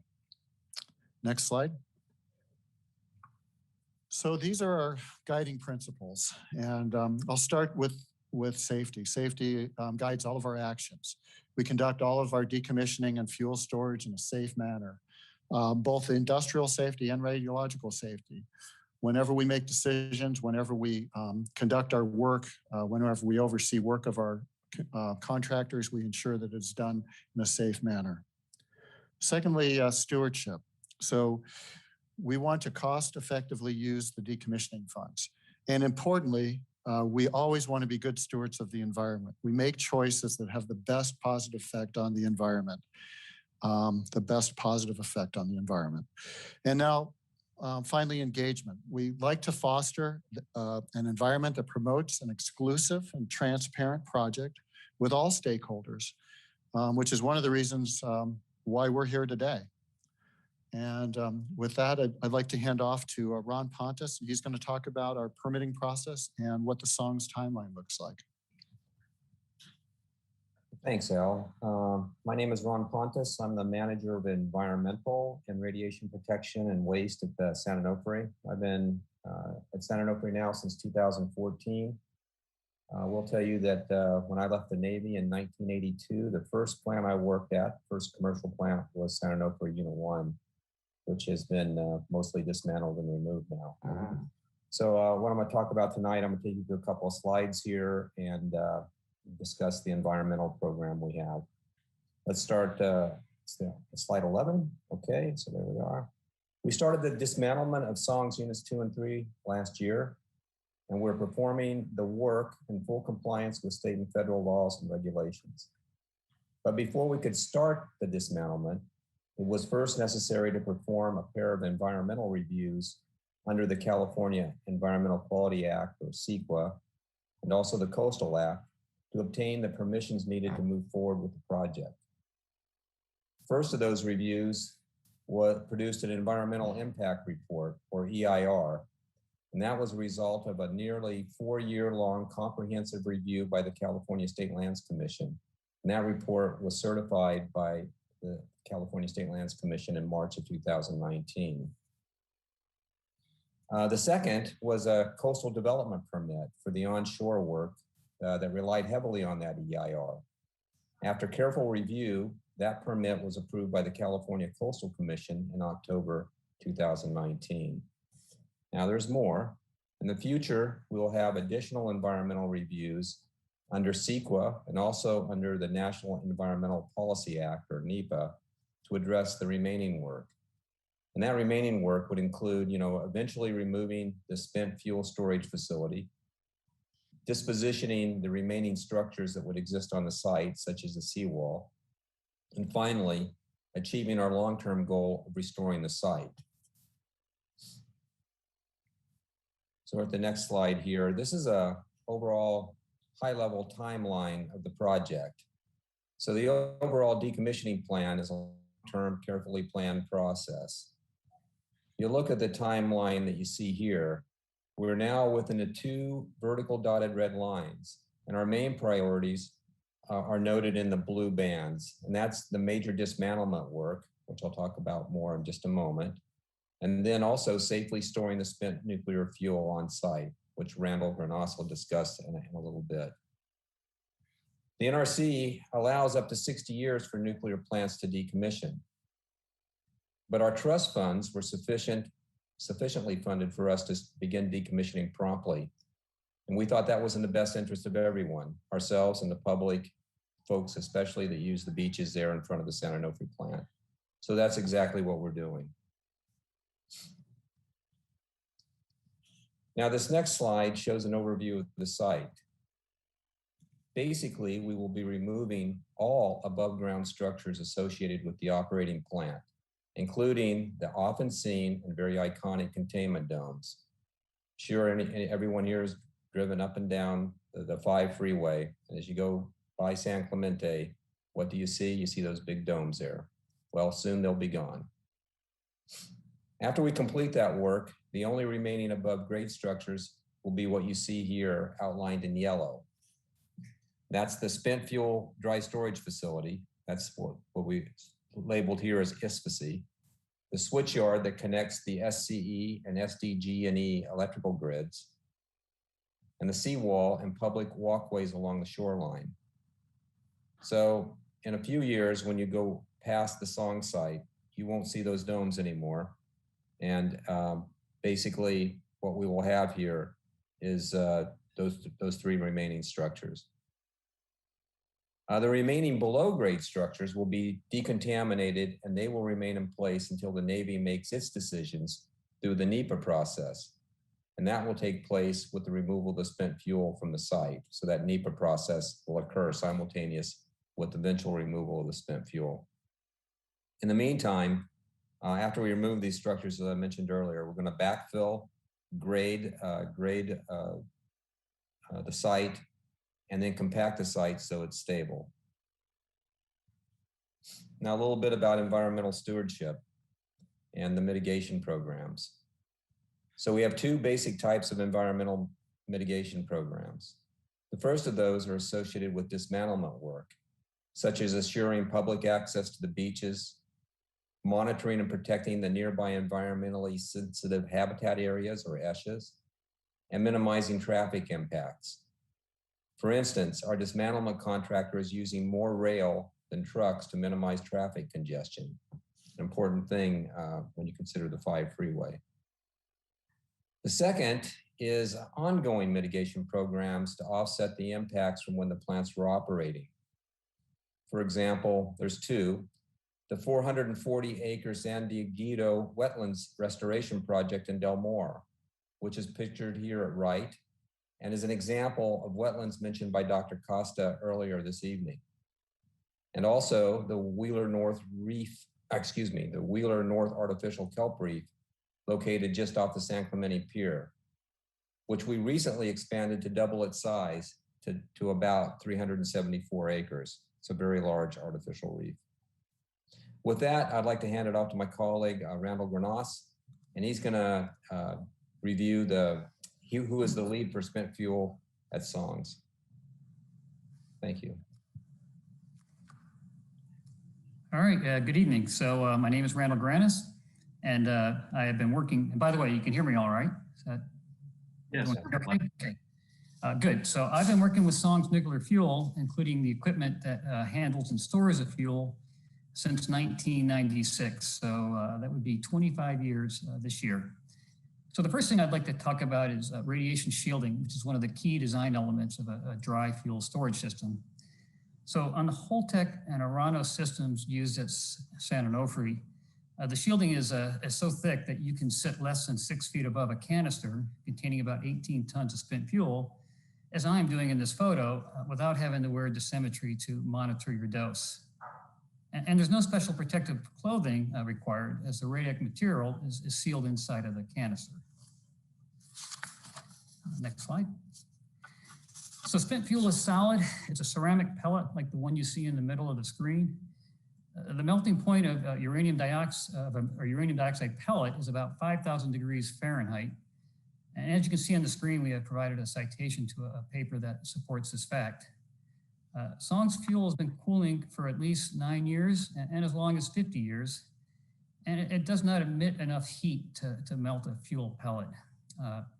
We note on the slide, the hottest fuel assembly is comparable to a hairdryer.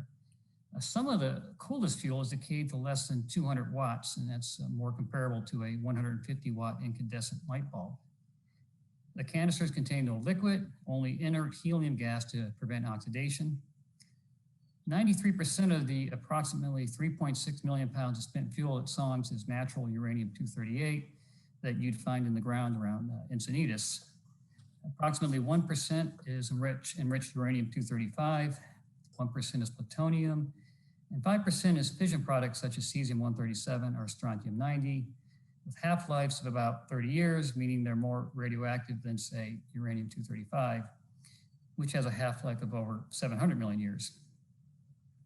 The cesium and strontium are captured in the solid ceramic pellet, and so the material is not easily dispersed. If you recall Chernobyl and Fukushima, operating reactors with high temperatures and steam present, dispersal of the nuclear material occurred by traveling in a plume, and that included iodine-131 and cesium, both of which are volatile at high temperatures. Iodine-131 has a half-life of 8 days, and so there's none left in Songs fuel, and there hasn't been any iodine-131 in Songs fuel for many years. And again, Songs fuel lacks the energy, and there's no water present in the canister to create a plume of cesium, such as occurred at Chernobyl and Fukushima. I'll add that when we dry the canisters, which we do either with a vacuum pump or by pumping pressurized heated helium through the canister, a very little radioactive material is removed from inside the canister, and that's evidenced by the low measured radiation levels when we replace the system, the filters for the system. Next slide, please.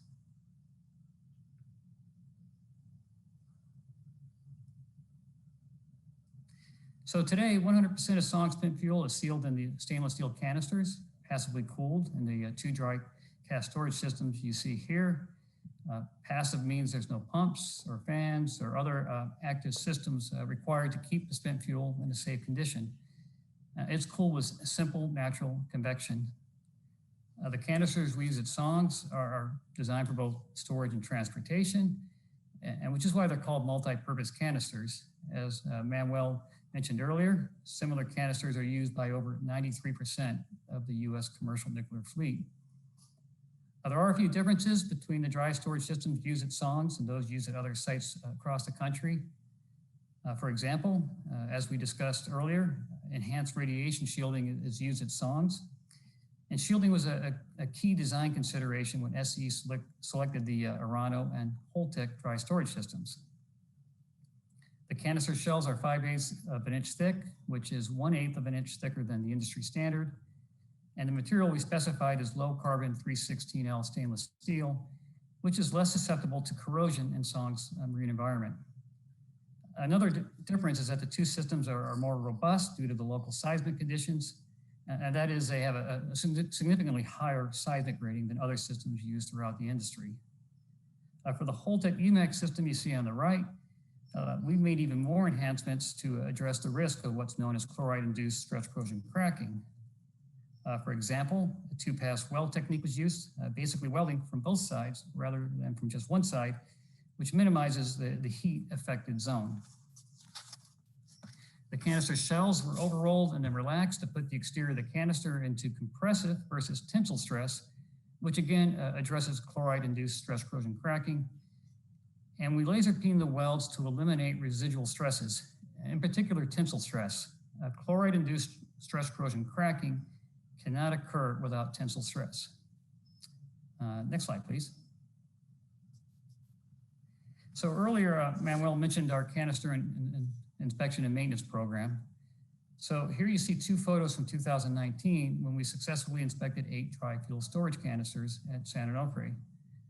On the left, you see a small robot that can be outfitted with a high-resolution camera or other tools that provide for ultrasonic or eddy current inspections. On the right, you see the robot being lowered into one of the vertical storage modules on the Holtec UMAX pad. The magnetic wheels adhere to what's called a divider shell, which separates incoming cool air from air warmed by the canister. So the technology to inspect the canisters does exist and having been used not only at Songs, but also at other dry storage facilities. All right, next slide. So I apologize, this might be a little redundant because of after what Mr. Johnson said during the oral communications. So cold spray is a process that takes heated metal particles suspended in helium and use a de Laval nozzle to accelerate these particles to supersonic speed, which results in metallurgical bonding on the base metal or substrate on impact. So the first bullet on this slide includes a link to a video that shows this mitigation and repair method.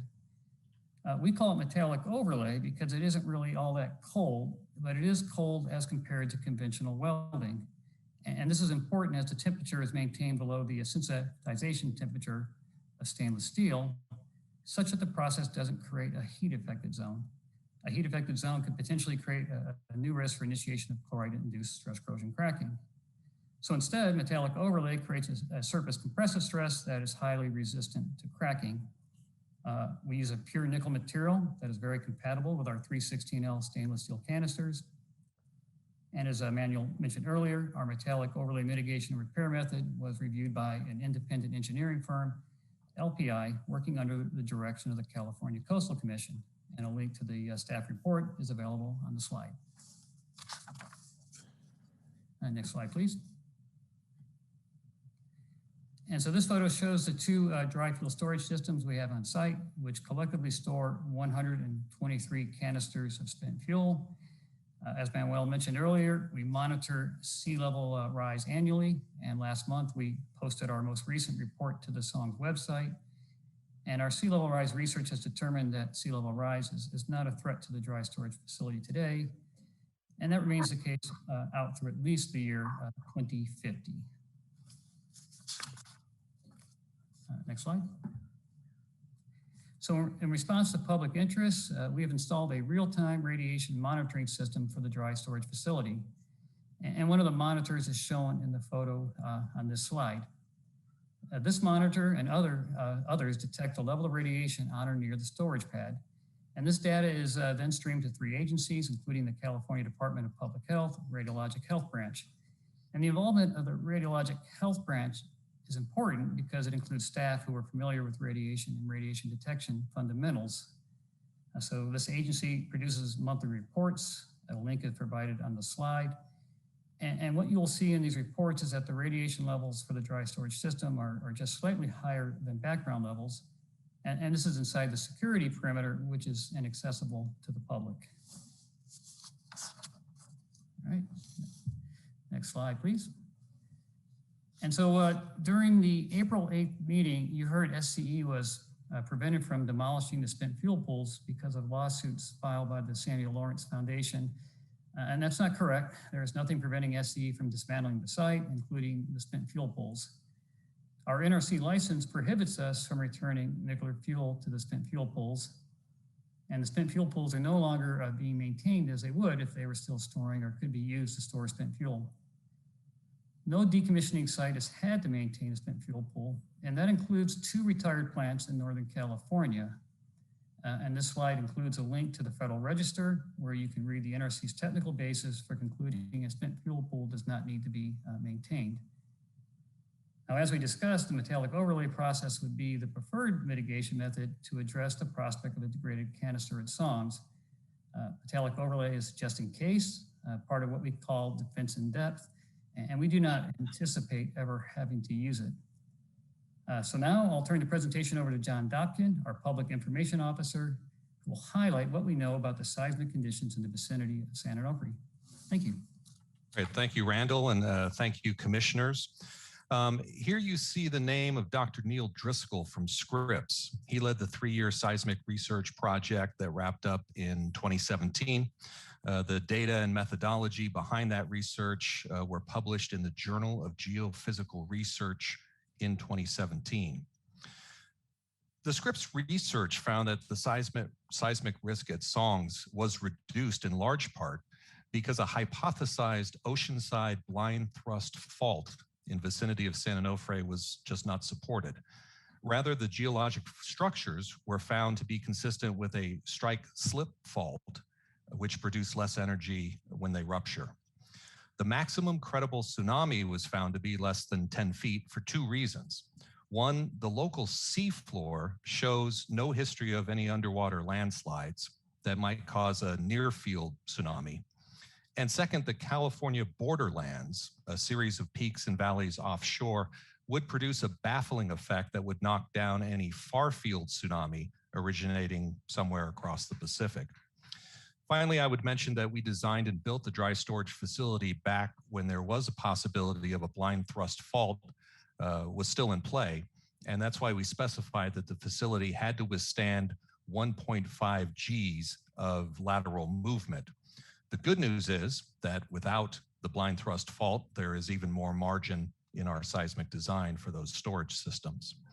Here again, we have been quite open and with respect to our understanding of earthquakes and tsunamis. Dr. Driscoll served as a guest speaker at a public CEP meeting on February 16th of 2017. And there is a wealth of information on our website, including the reports produced by Dr. Driscoll. With the reactors at Songs permanently retired and all the spent fuel in passive dry storage, the level of risk has been greatly reduced. At present, there are no credible accident scenarios that would result in an off-site release of radiological contamination. An NRC citation is included on the slide for reference. There, the NRC states, quote, "Accidents with dry storage systems do not involve sufficient energy required to destroy the fuel and release the contained radionuclides." This is supported by the NRC-approved final safety analysis reports for each dry fuel storage system that is utilized at Songs.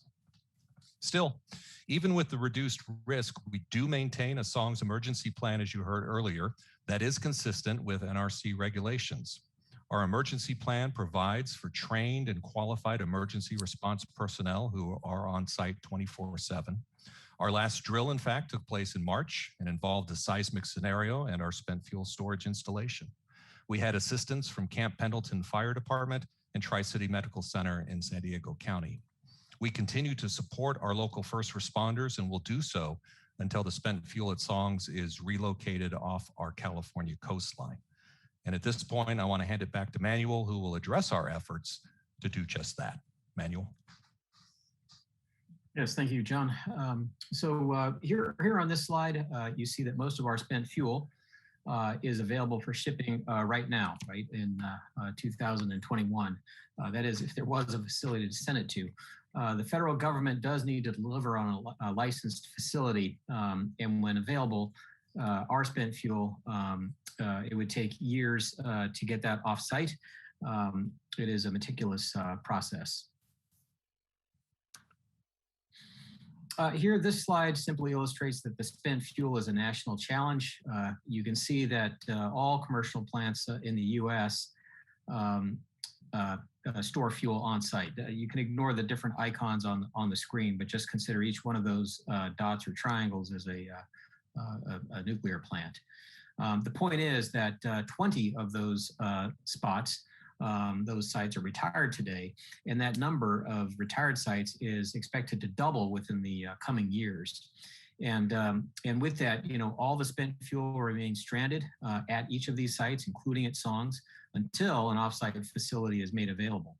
And that's part of why I'm just looking at the image here. We at SCE believe that it makes good sense to consolidate the spent fuel from shut down sites into just one or two facilities, rather than continuing to store it at 20 or 40 plants, all across the country.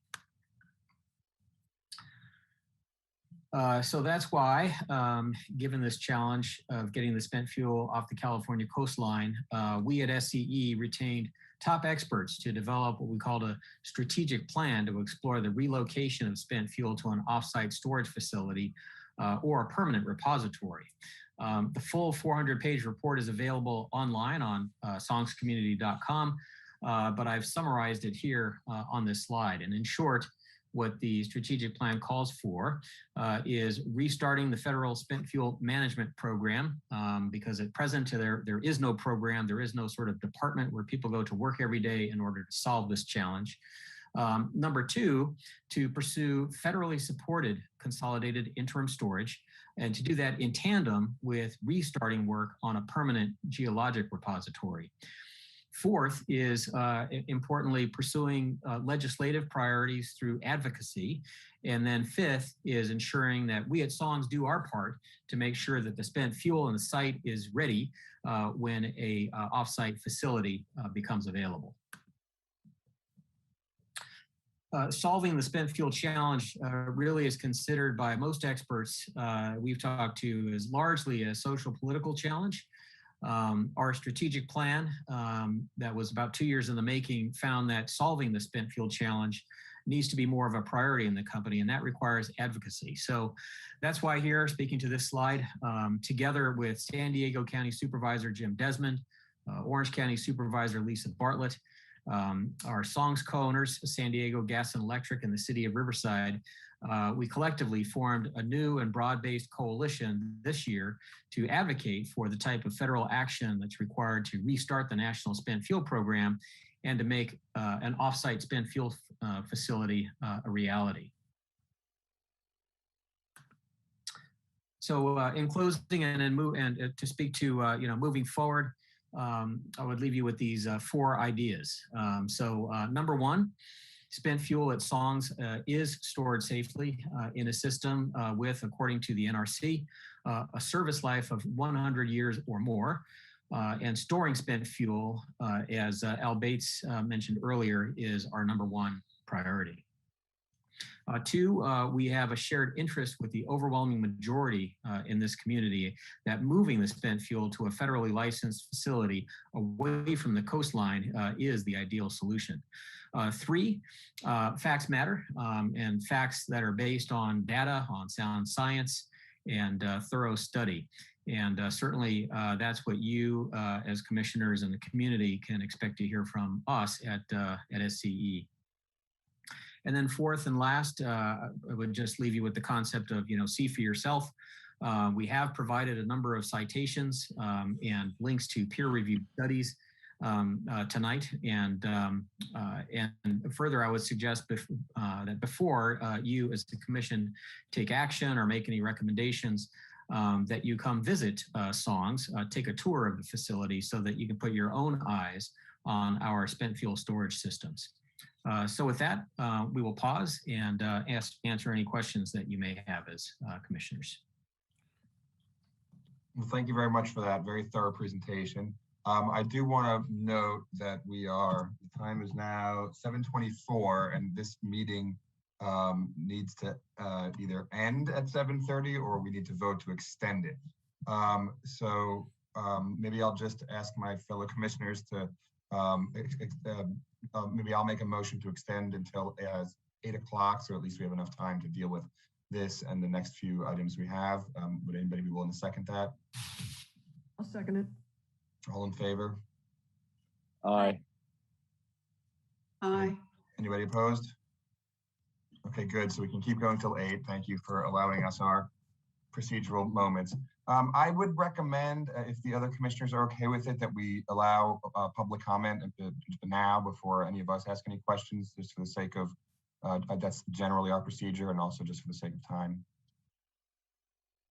Okay, Chamomile, can you take care of that for us? Absolutely, that works for me. Our first speaker is Heather Hoff.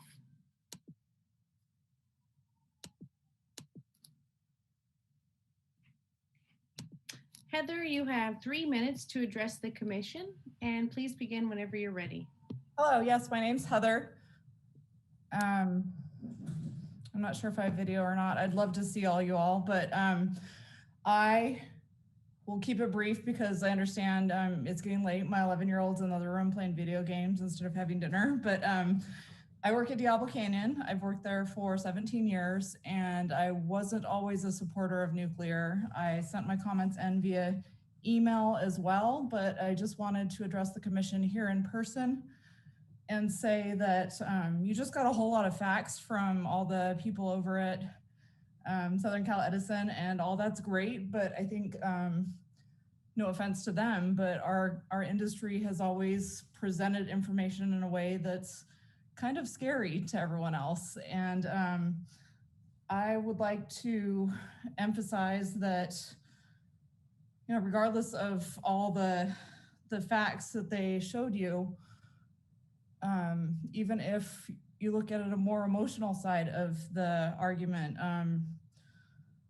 that as a mother and caring about climate change and air pollution and our ability to reduce emissions, I've been trying to evaluate across the board what are our best options for clean energy.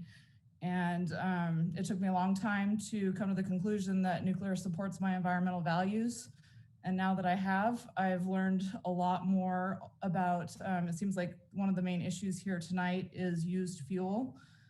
And after many years of investigating and trying to find my own answers, I've come to the conclusion that used fuel is really small, it's completely contained, and it's never hurt anyone or anything.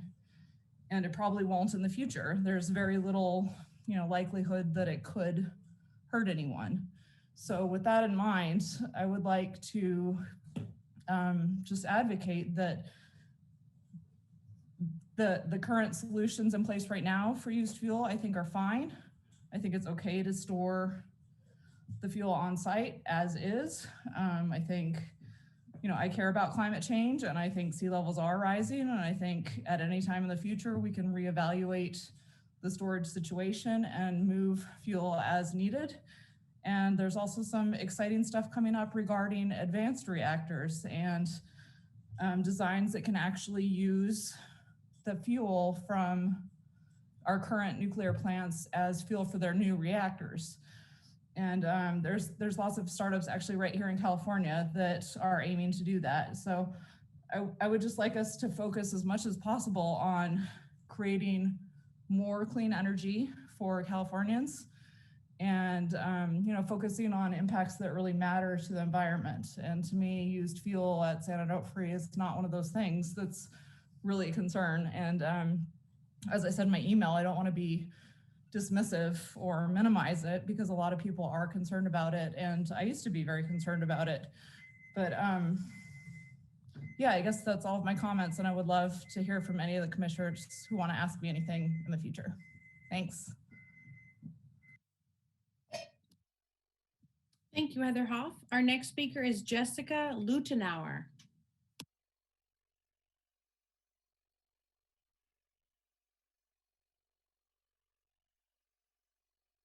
Go ahead, Jessica. You have 3 minutes to address the commission whenever you're ready. Thank you. Thank you so much for the opportunity to speak.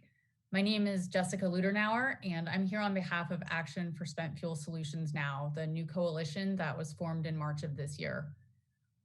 As they mentioned, our goal is to encourage the federal government to provide offsite storage or permanent disposal solutions for the spent nuclear fuel at Songs and other nuclear sites across the state and nation. Although Songs was retired in 2013 and decommissioning work is currently underway, the spent fuel must be removed from our California coastline to complete the decommissioning and restore the land. The federal government was required by law to begin picking up and disposing of spent fuel back in 1998, but we're still waiting for that to happen more than 2 decades later. Meanwhile, other countries have made significant progress toward finding offsite solutions. Finland has successfully identified a location to dispose of its spent nuclear fuel through a consent-based process, and countries such as Canada, France, and Sweden are not far behind. Achieving a similar success here in the United States is undoubtedly possible. Department of Energy Secretary Jennifer Granholm indicated during a recent subcommittee hearing that a consent-based process to find interim storage may be forthcoming. But realizing this goal will require local leaders, stakeholder groups, and community members to come together and advocate on this important issue. That's why more than 120 local governments, elected officials, utilities, environmental groups, labor leaders, Native American leaders, business organizations, and residents have joined Action for Spent Fuel Solutions Now in just a few short months. And it's why I'm here today, to ask for support from the city of Encinitas. We need a broad and diverse coalition to ensure North County's coastal communities and other communities throughout San Diego County have a voice when this process gets underway. Advocacy will also play a critical role in securing federal legislation and appropriations that allow for the removal of spent fuel from Songs. I urge the commissioners to visit our website, spentfuelsolutionsnow.com, Learn more about our coalition and consider taking action by recommending the city join the coalition. Thank you. Thank you, Jessica. Our next speaker, third speaker, is Chelsea Sparty.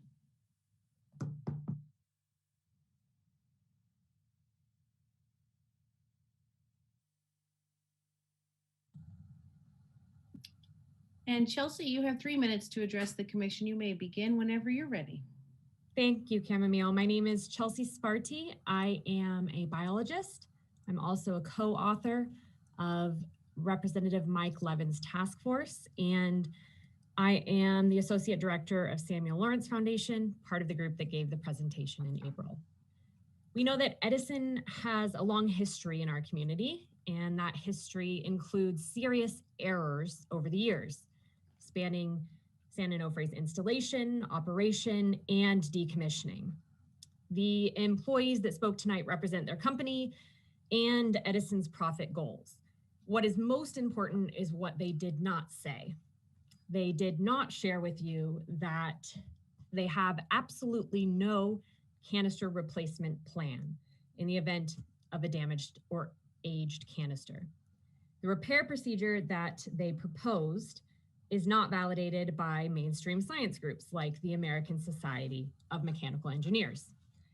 The third thing that they did not say is that they refuse to save spent fuel pools or construct a handling facility for aging and damaged canisters, a basic Plan B concept.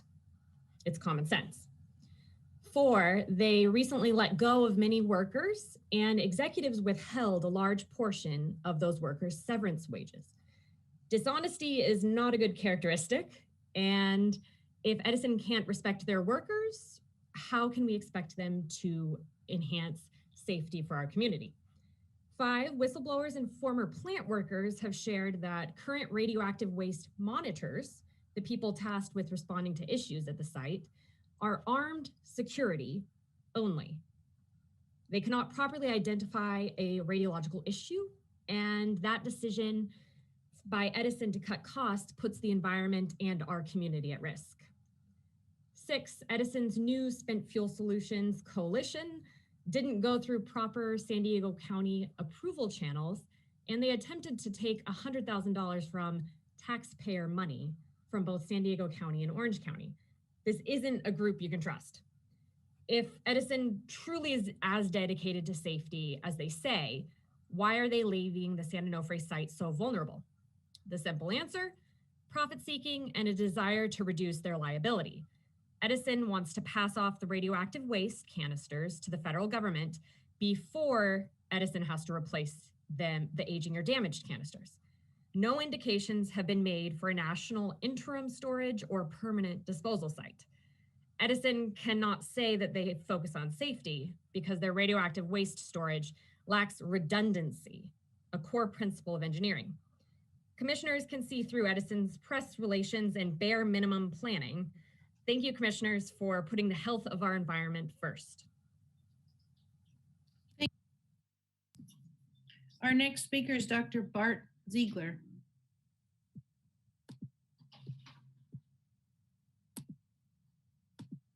Dr. Ziegler, you have 3 minutes to address the commission. You may begin when you're ready.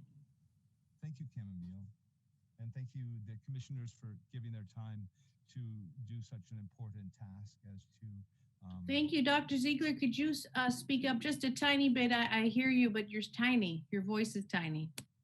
Oh, is this any better? Much better. Thank you. Oh, thank you, Camille. Thank you, commissioners, for dedicating time to the environment, to the Environmental Commission. It's really a privilege to speak here again.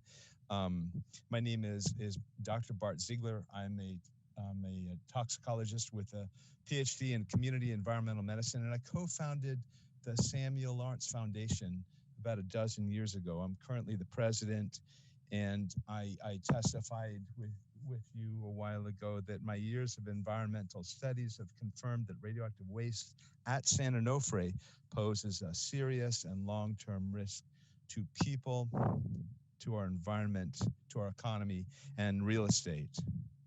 If there's no permanent repository, then interim is not interim, as my predecessor just shared with you. It's permanent. You may wish to plan on Edison's waste to be buried on the beach for another century or two.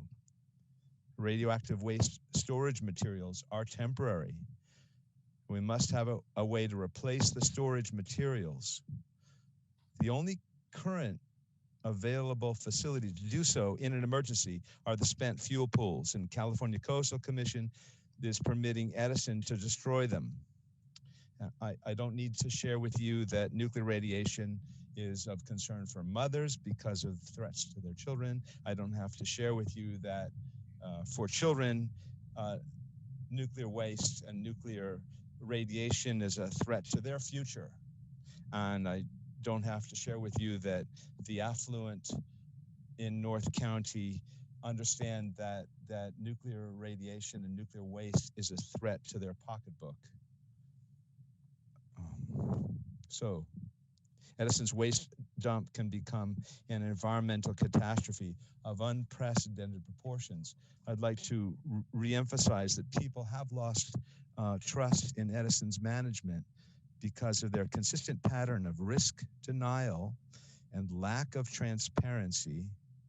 Violations and cover-ups have occurred which were exposed by whistleblowers, and they've received the most severe citation from regulators for safety violations.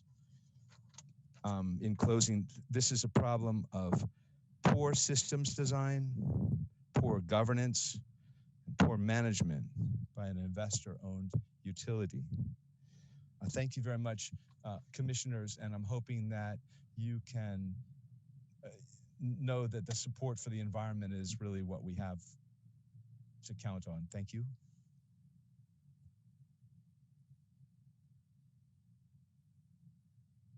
Thank you, Dr. Ziegler. Our next speaker, Jim Conca. Jim, you have 3 minutes to address the commission. Please begin when you're ready. Excellent. Thank you so much. I appreciate the opportunity to speak here today. After seeing SCE's presentation, I think they've addressed most of the misinformation that's been out there, and I hope I won't be redundant. I did want to say that those of us who are leaders in the field of nuclear waste have been baffled by the bizarre fear that has been generated around this old nuclear waste and dry cask storage at San Onofre. Nowhere else in the world is this an issue. But when the idea of maintaining a spent fuel pool came up, I was stunned. You absolutely do not want or need a pool when waste is in cask. It would be irresponsible to put old nuclear fuel back into water. In the event of a leak or a breach of a cask, which has never happened, you just use the repair procedures you already have in place and that have been demonstrated, as you just saw. You don't have crews and equipment on standby for something unlikely to occur. We can deal with the issues as they occur. But then I read the rest of the foundation's claims and understood why the paper they submitted to an actual scientific conference was politely rejected following peer review. Just look at the claims about thin wall and thick wall canisters, pure misinformation. As Manuel mentioned, the thick wall canisters they allude to in Europe are used in reprocessing to recover plutonium and uranium to make MOX fuel. They have nothing to do with long-term storage like San Onofre, and we would never use canisters like that. And the foundation knows that. But the continued comparison with Fukushima is the worst of all. It's well known that Fukushima had nothing to do with spent fuel, nothing. And no one has died or ever will die from radiation emitted from Fukushima. No one received a large enough dose or ever will. There's good reason why no one has ever been harmed by spent fuel and storage. The risk to the public is so small, it's impossible for us to even determine, even to the people of Encinitas. It's lost in the noise of everyday risks. The only actual risk is to workers on site who handle the waste, and even that's small. But the procedures and protocols we've had in place for decades have worked extremely well. Here and everywhere there's dry cask storage. I began working in this field right out of my PhD from Caltech in 1985. To address the issue, you have to be an expert in this field, and the folks that are fear-mongering about this do not know this field. We've spent 35 years understanding the fate and transport of radionuclides through the environment and through engineered barriers like concrete and steel. We actually know it quite well. There is no credible set of processes and circumstances possible at San Onofre that would disperse radiological material any distance from the site from any fuel in any of the dry casks. Just saying it will doesn't make it so.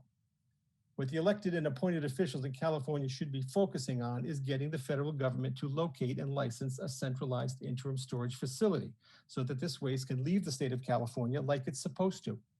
Trying to scare everyone can only damage and delay that prospect. And you might be handling this for 100 years if you don't get it out of the state. Thank you very much. I appreciate it. Thank you, Jim Conca. Appreciate your time. Our next speaker is Kathy Iwane. And Kathy, you also have 3 minutes to address the commission. Wonderful. Can you hear me? Yes, I can. Thank you. Fantastic. I'm Kathy Iwane with the Samuel Lawrence Foundation. I'm on the board and a resident here in North County. Just to speak to Jim Conca, I was an evacuee from Fukushima, and they said, oh, this will never happen. This will never happen. Trust the experts. Yes. And in my town in Japan, after living there for 25 years, we found soil samples of all sorts of stuff, which is why we evacuated. We evacuated to California here in North County, San Diego, as a result of literal cesium in our soil 380 miles away from Fukushima. So there, it's not about trusting the experts. And to the— cesium in everyone's soil. I'm sorry, there's cesium in all soils. There's cesium right outside the door. Jim, I'm talking. Shut your mouth. Thank you. Everybody, I'm just going to ask, so in our public comment period, one person speaks at a time. There's really not an opportunity for back and forth. So if you're not speaking right now, I would ask people to mute one person at a time. Thank you. Thank you. And I would like to say to Southern Cal Edison, thank you for your explanation. However, I have submitted comments tonight in writing. I hope they are on the record at this commission meeting. Please take note of them because you have never bothered to answer my questions. You said, look at our references, look at the hyperlinks available on our slideshow. Nothing's available. There's no source. Yes, spent fuel is a national issue. And the NRC quickly points out that there are no credible issues with nuclear spent fuel. The issue is there is no response to any of my questions to SCE and always to my questions. I ask questions at every CEP meeting, and they always tell me we answered your questions. It's just a big deflection.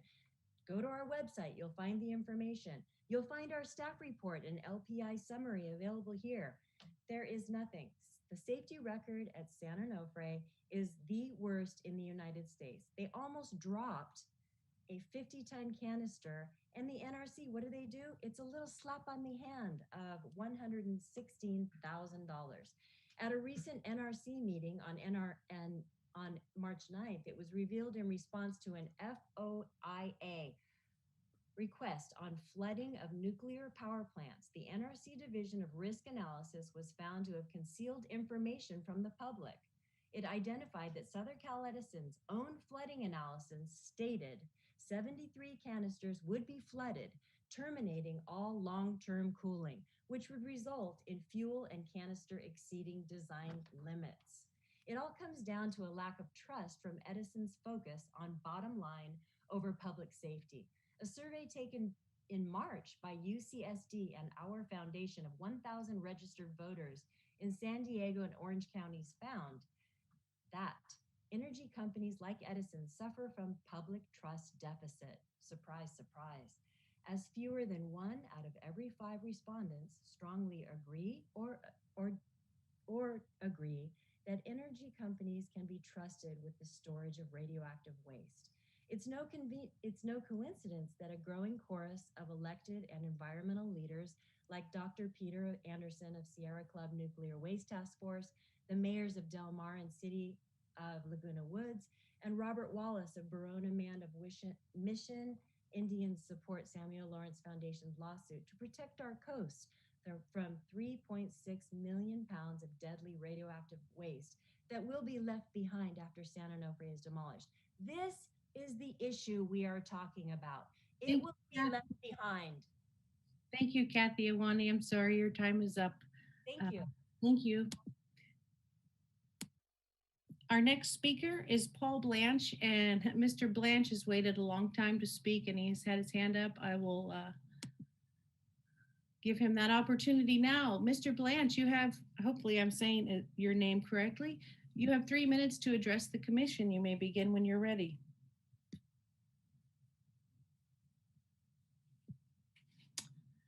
And I can't hear you quite yet, Mr. Blanche.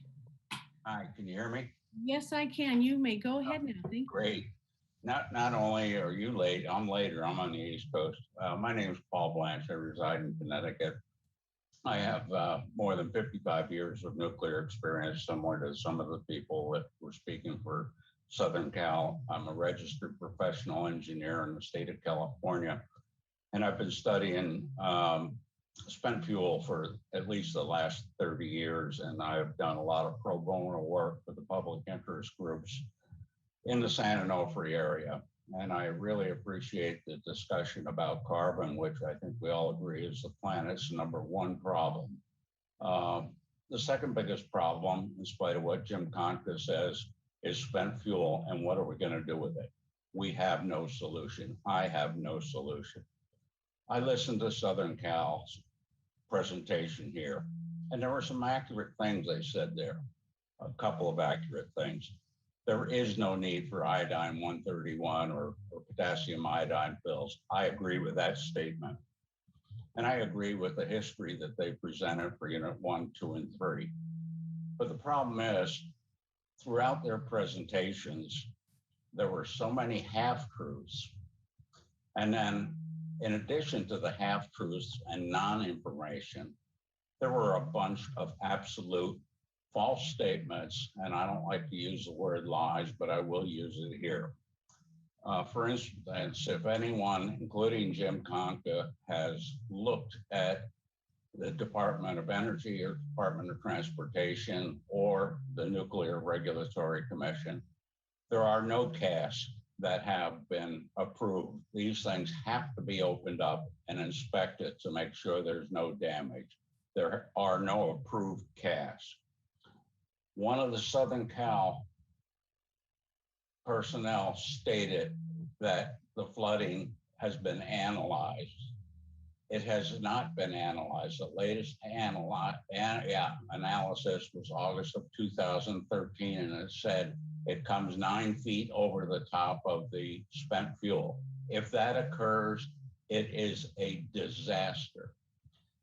2 people from Southern Cal and Jim Conka said that events that required offsite response are non-credible. If Southern Cal, the NRC, Jim Conka would just define what is meant by non-credible. It is not defined. We had a 2-hour meeting with the NRC a few weeks ago. They won't define what non-credible means. I am willing to share my experience, my thoughts, positions with your particular group. And I noticed that Southern Cal offered you a tour of a Southern Cal plant.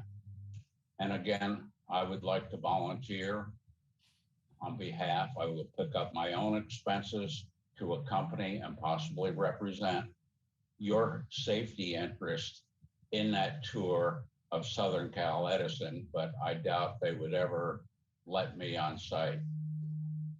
In closing, I want to thank you for your time. My sole goal is nuclear safety, and I and a lot of other safety advocates believe that San Onofre, with their buried cask and their potential for flooding, creates a hazard that is unimaginable, which could include inadvertent criticality that the NRC has not reviewed. By the way, this is being investigated by the Inspector General of the NRC, and all the lies the NRC and all Southern Cal and Holtec are putting forward. So again, I want to thank you for your time, and I hope I didn't go over the 3 minutes. Thanks very much. Thank you, Mr. Blanche. We appreciate you staying up late with us, and thank you for your time. Thank you. It is late. Our next speaker is Kyle Johnson, and I don't see Kyle Johnson on the line anymore. Maybe he got tired.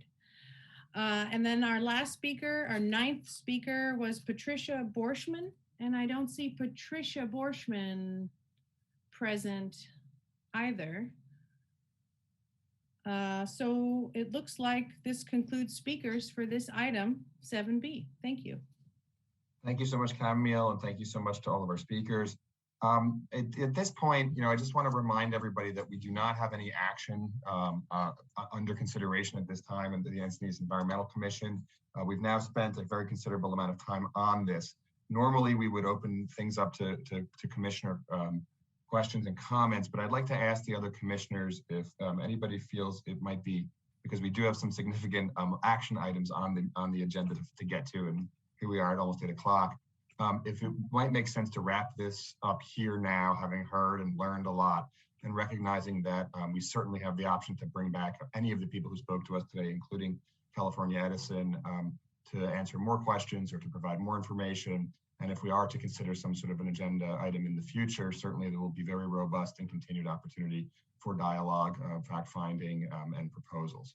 So let me just ask my other commissioners what their thoughts are about moving on at this point. Thank you, Chair Novi, and I wanted to remind the commission as well that we do have 7 speakers for item 9A, and we will also need to have another motion to extend the meeting, maybe another half an hour till 8:30 is my suggestion. Thanks, Camille. Anybody have any objections to closing this this informational item and moving on with the agenda at this time? No objection. No objection. Okay, thank you. So then again, thank you to everybody. I couldn't be more pleased that we're hearing so much from so many important stakeholders and the community at large around this critically important issue. I think I can safely say that the Encinitas Environmental Commission is not putting this item down, but will certainly regroup and determine what the best ways are to move forward and figure out what can and maybe should be done from the vantage point of the city of Encinitas as we all continue to monitor and watch what happens in San Onofre. So thank you all for that. Next, I think let's very quickly vote on extending the meeting again to 8:30. I can't remember the last time we had such a exciting and filled and passionate environmental commission meeting. So I'll make a motion to extend to 8:30. Will anybody second?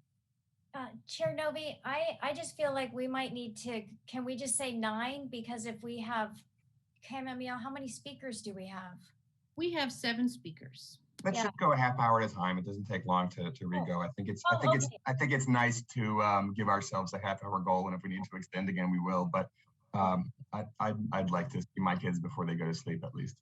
Yes, I'm sorry. I didn't know. I thought we were only allowed to extend twice. So my misunderstanding. That could be true, and we do have a 20-minute presentation with 7 speakers at 3 minutes each. And I just who has a 20-minute presentation? Item 9A, plastic pollution analysis and recommendation. There's a presentation associated with it? I don't see that.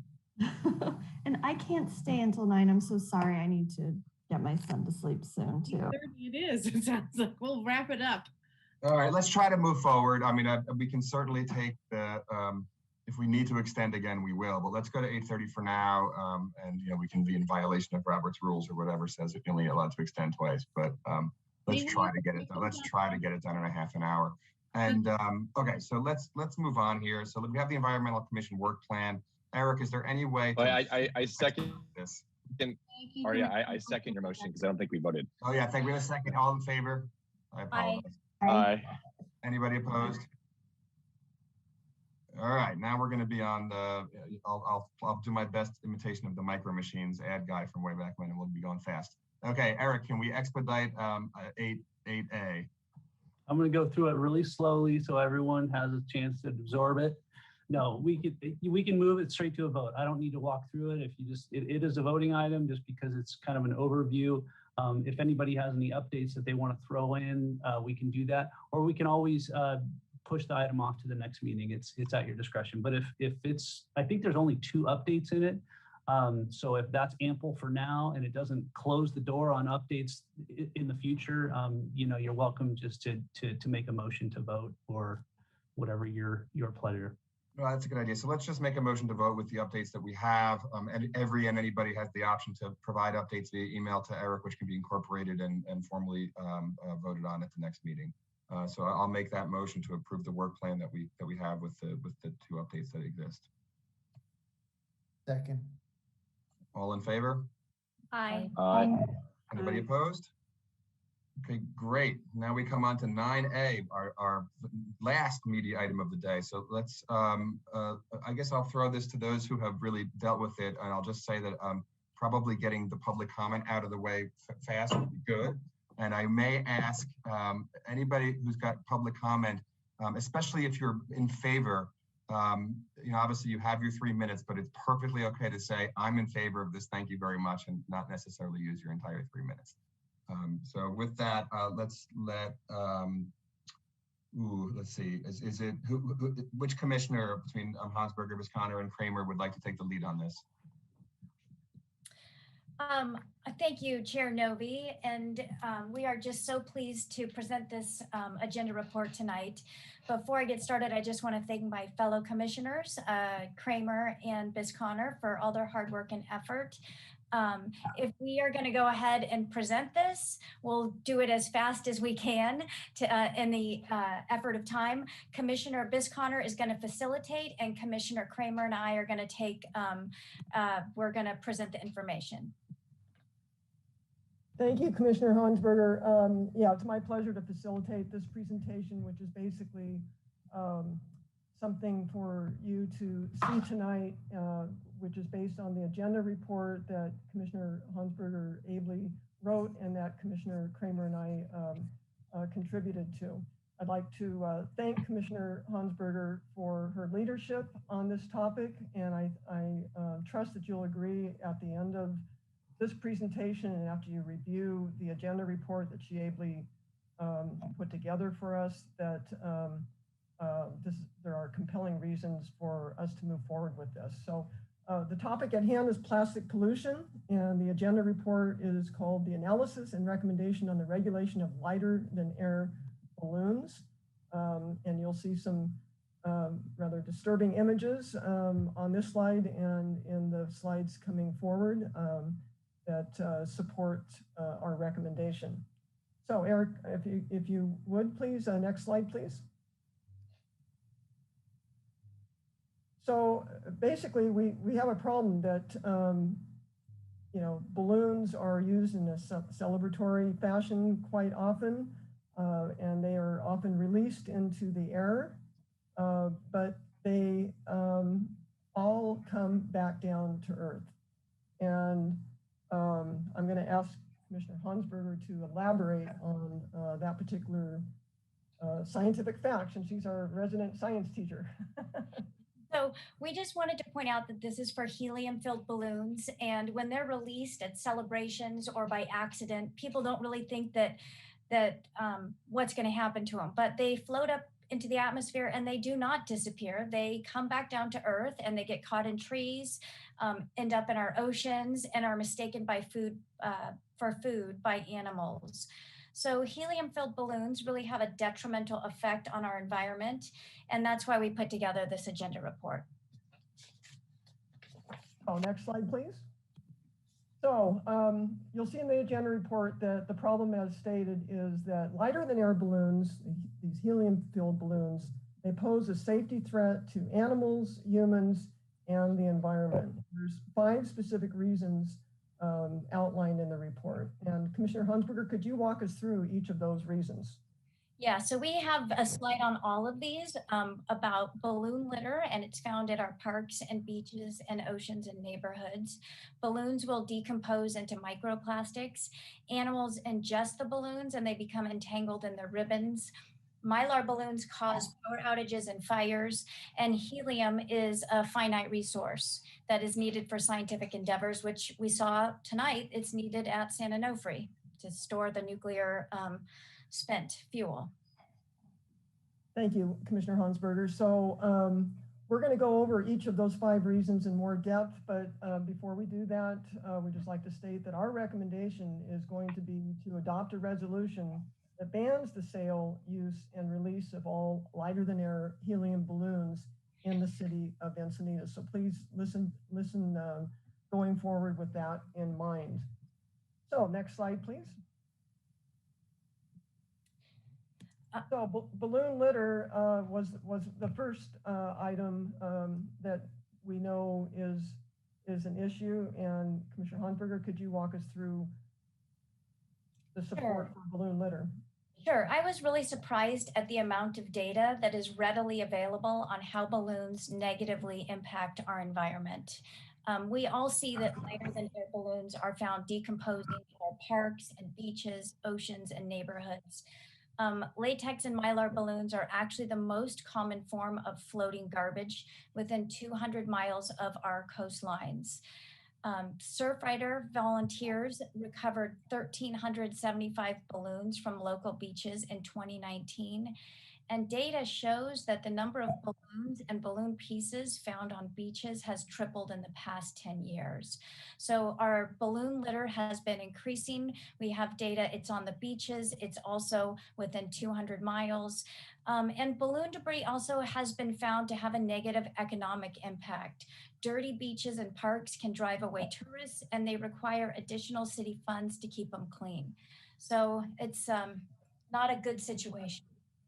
No, so they not only cause litter, but they cause economic damage too. So that's important to note. So next slide, please. So microplastics was the second reason cited, and I'm going to ask Commissioner Kramer, our resident marine biologist, to elaborate on this topic. Sure. Well, actually, balloon litter is a microplastics pollution issue, and it contributes to the microplastics pollution crisis that is occurring in our oceans. So both mylar and latex balloons have petroleum-based products in them. Neither are fully biodegradable. Mylar are completely non-biodegradable. And so when they break down into smaller pieces, because most of these lighter than air balloons reach our coastlines and end up as ocean pollution, they become microplastic pollution in our oceans. And this is a problem for ecosystem health of our coastal environment. And it's also a human health issue because microplastics are ingested by organisms at the bottom of the food chain, which are then sort of those plastics are bioaccumulated as you move up the food chain. And then those plastics end up in people when people eat those fish that have the plastics in them. So, you know, we're trying to curb the microplastic pollution issue, and reducing the amount of balloon litter in the ocean is one good way to do that. So the food that we're eating, that we're harvesting from the ocean, could be contaminated with these microplastics as well.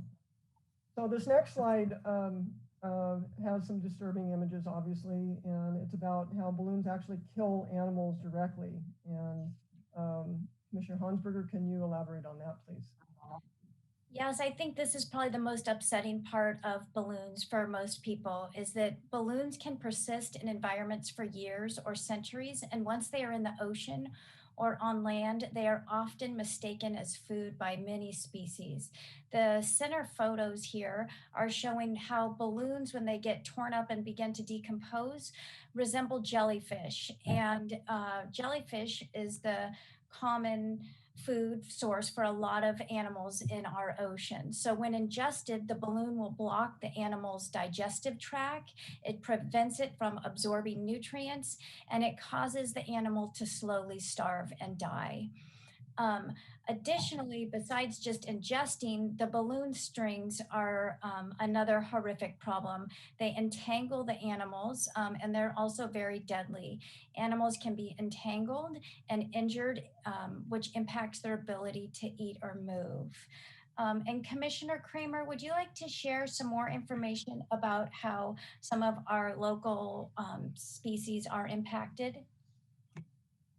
Sure, thanks, Commissioner Hansberger. Well, just sort of one impact of note for our local environment is we in San Diego County have a resident population of Pacific green sea turtles that are federally protected under the Endangered Species Act. They're listed as a threatened species. And the jellyfish is their preferred prey item. And so balloon litter has, you know, a high likelihood of negatively impacting these already imperiled species. So that's just something to keep in mind. If you are a person that recreates in the oceans, you've probably seen the little green sea turtle pop its head up if you're surfing or swimming over a reef. And let's try to keep those balloons out of their environment to prevent their harm, the harm of that imperiled species. Okay, thank you, Commissioner Kramer. So next slide, please. The fourth reason cited in the agenda report is the hazards of Mylar balloons. And Commissioner Hansberger, can you walk us through that? Sure, thank you, Commissioner. In the last 5 years, helium-filled Mylar balloons have caused more than 500 power outages across San Diego. So Mylar balloons have a metallic coating that conducts electricity, and when it comes in contact with high voltage power wires, it can melt the wires, it can interrupt electric service, and it can start fires. This can be really detrimental because it can block power to signals, to hospitals. So there's a lot of not just impacts to people locally, but also the safety of our community. Yeah, I found that just amazing. 500 power outages from Mylar balloons. That's just amazing. And then the fifth reason, of course, was helium is a finite resource. Commissioner Kramer, would you please elaborate on that? Sure. Helium is a non-renewable precious resource that, because of our unsustainable extraction of it from the atmosphere, is actually to run out for commercial use in the next coming decades. And using helium for an event as short-lived as a balloon, a celebration that involves balloons, is not a wise use of this precious non-renewable resource, because helium is an essential element used in science and the healthcare field. And it's necessary for the function of MRI machines, production of computer chips, and fiber optics.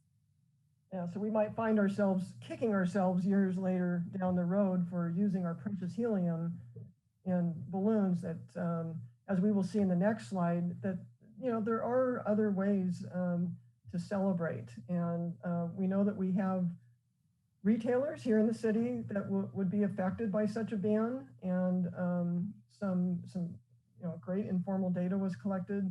Commissioner Hansberger, could you tell us about some of these alternatives and what we learned about the retailers? Sure. So 8 retailers in Encinitas sell lighter than air filled balloons, and they also do sell air only balloons. So informal data suggests that lighter than air balloon sales range anywhere from 20 to 1% of the store's overall sales. Now, these stores, like I said, they also sell alternatives to the lighter than air filled balloons. And with recent helium shortages, artists and designers have been creating air only filled balloon designs that include all of the pictures you see here: arches, bouquets, hanging arrangements, and they can have the same effect as a helium filled balloon, but they just are done with just plain air. So we feel that increased sales of these air-only filled balloon designs can offset the loss of revenue from lighter than air balloon sales, and also provide the public with a viable alternative to celebrate their event. So just to reiterate, this proposed ordinance would not affect balloons filled with regular air. This is just lighter than air balloons, because they go out into the environment and then come back to Earth and harm us, whereas these balloons will not float away. So our next slide goes over some of the ordinances that are in existence in the United States and on both coasts. And Commissioner Kramer, could you walk us through the details here? Sure, I'll just go over this pretty quickly for the sake of time, but this is just to show that, Encinitas is sort of part of a wave of municipalities in the US that is increasingly recognizing the negative environmental and economic impacts of lighter than air balloons, and are taking action in the form of bans on either the sale and or release of these lighter than air balloons. So in California alone, there's 3 municipalities that are either in the process of banning these balloons or have banned the balloons. including Glendale, Hermosa Beach, and Malibu. But we would be the first in San Diego to do so. So the next slide. And Commissioner Kramer, please continue. Yeah, sure. So yeah, let's be the first in San Diego County to do this. Let's be part of this trend. You know, although we realize that plastics are around for a while longer and they will continue to accumulate in the oceans, unfortunately, and in the air and in our food and in our water. Let's try to curb plastic pollution where we can. And one good way to do that is by enacting a ban on lighter than air balloons in the city of Encinitas. Thank you. Next slide. So we don't expect you to be able to see this. It is detailed in the agenda report, but it's just a list of the footnotes from the report and from the draft resolution. And, you know, the research that is presented here is very well supported by scientific institutions and respected press outlets. And, you know, I just really like it that many of these were very recent. They're not old. NOAA is involved in them, and I'll invite Commissioner Hansberger to also highlight which ones she found the most useful in writing the report. Yeah, NOAA's Marine Debris Program is a really great place to start if anybody wanted to look into more information. They have a blog and a newsletter. And then number 2 on here is an article by Deborah Duncan, and she's from the Environmental Nature Center. And I just found it really helpful. It explains the risks of balloons, and then it lists a lot of great alternative to balloons for celebration. So that was a very informative article. And Commissioner Kramer? Yeah, just I agree. The NOAA Marine Debris Program is a great resource, and I invite you all to, if you want to do your own research, just please check out these sources that Commissioner Hansberger really thoroughly compiled to make a very compelling case for this resolution. Yeah, if you want to dig into this topic, there's an awful lot of information. All right, thank you. And the next slide is basically a summary. You know, we've stated the problem. Lighter than air balloons pose safety threats to animals, humans, and our environment. There's 5 compelling reasons why we believe that a solution that the city should pursue is to adopt a resolution and ordinance that bans the sale, use, and release of all lighter than air balloons in our city. Of course, this ban would not apply to scientific balloons released by the state or federal government and or hot air balloons. So with that, we would encourage our fellow commissioners to vote yes on what I am going to move when it's appropriate to bring to a vote after any discussion occurs that we would like to have. So that is basically the next slide. It's open for discussion. Okay, thank you so much for the wonderful presentation. So we'll take that as a motion on the table, which I think is appropriate, but I do think we should try to move to the public comments as quickly as possible to see if we can't get this dealt with by 8:30. Camille? Absolutely. We had 7 speakers signed up, and maybe some just wanted to listen in. Maybe they didn't all want to speak. But now we have 5, and our first is Tina Overland, and I will give her 3 minutes to address the commission if she wishes to use all 3 minutes. Hi, everyone. Gosh, I'm bowled over by the presentation that the commissioners just made. It was really, really good job. I kind of feel like I don't have much to add because it was such a good presentation. But I just, gosh. I think because of time, I won't say anything. I'll let other speakers speak, and yeah, we'll go from there. And thank you. Thank you, Ms. Overland. We appreciate your time. Our next speaker is Mark O'Connor. And Mark, you have 3 minutes to address the commission. Yes, my name is Mark O'Connor. I'm an Encinitas resident, and I'm a committee lead for Surfrider San Diego's Rise Above Plastic Committee. And I'm going to make this short after that presentation, maybe just a couple personal things. it was amazing that the songs have a couple of things with the helium being used to protect the second oceanographer Neil Driscoll, who they mentioned about the seismic reports, contacted Surfrider a while back about the problem and asked if I wanted to go out on a research vessel to see it firsthand. But in my own beach cleanups, I've got a jar right next to me, about 120 balloons I've picked up between Swamis and Beacons in about a 3-month period. We were also in contact with whale watchers, 800-pound sunfish. He said they were rare. A reporter asked him why. It's because the little ones eat balloons and die. A local neighbor in the commercial fishing industry says, like, after Valentine's Day, the sea is awash with red heart balloons. My wife was the manager of an imaging center, and she's had to cancel appointments and reschedule them due to a lack of helium to cool MRI equipment. You've hit everything up right on the head, and I thank you for your diligence and the work you've done. And I vote, or ask you to vote, to support this measure going before the City Council. I'm done. Thank you, Mark O'Connor. Our next speaker is Laura Minna Cho, and I hope I said her name correctly. Minna Cho. And she has 3 minutes to address the commission. Hi, it is Laura Minicho. Thank you so much. I'm a volunteer with the San Diego Green New Deal Alliance. We're an alliance of 56 local organizations fighting for a better climate in the San Diego region. And I'm also a North County resident.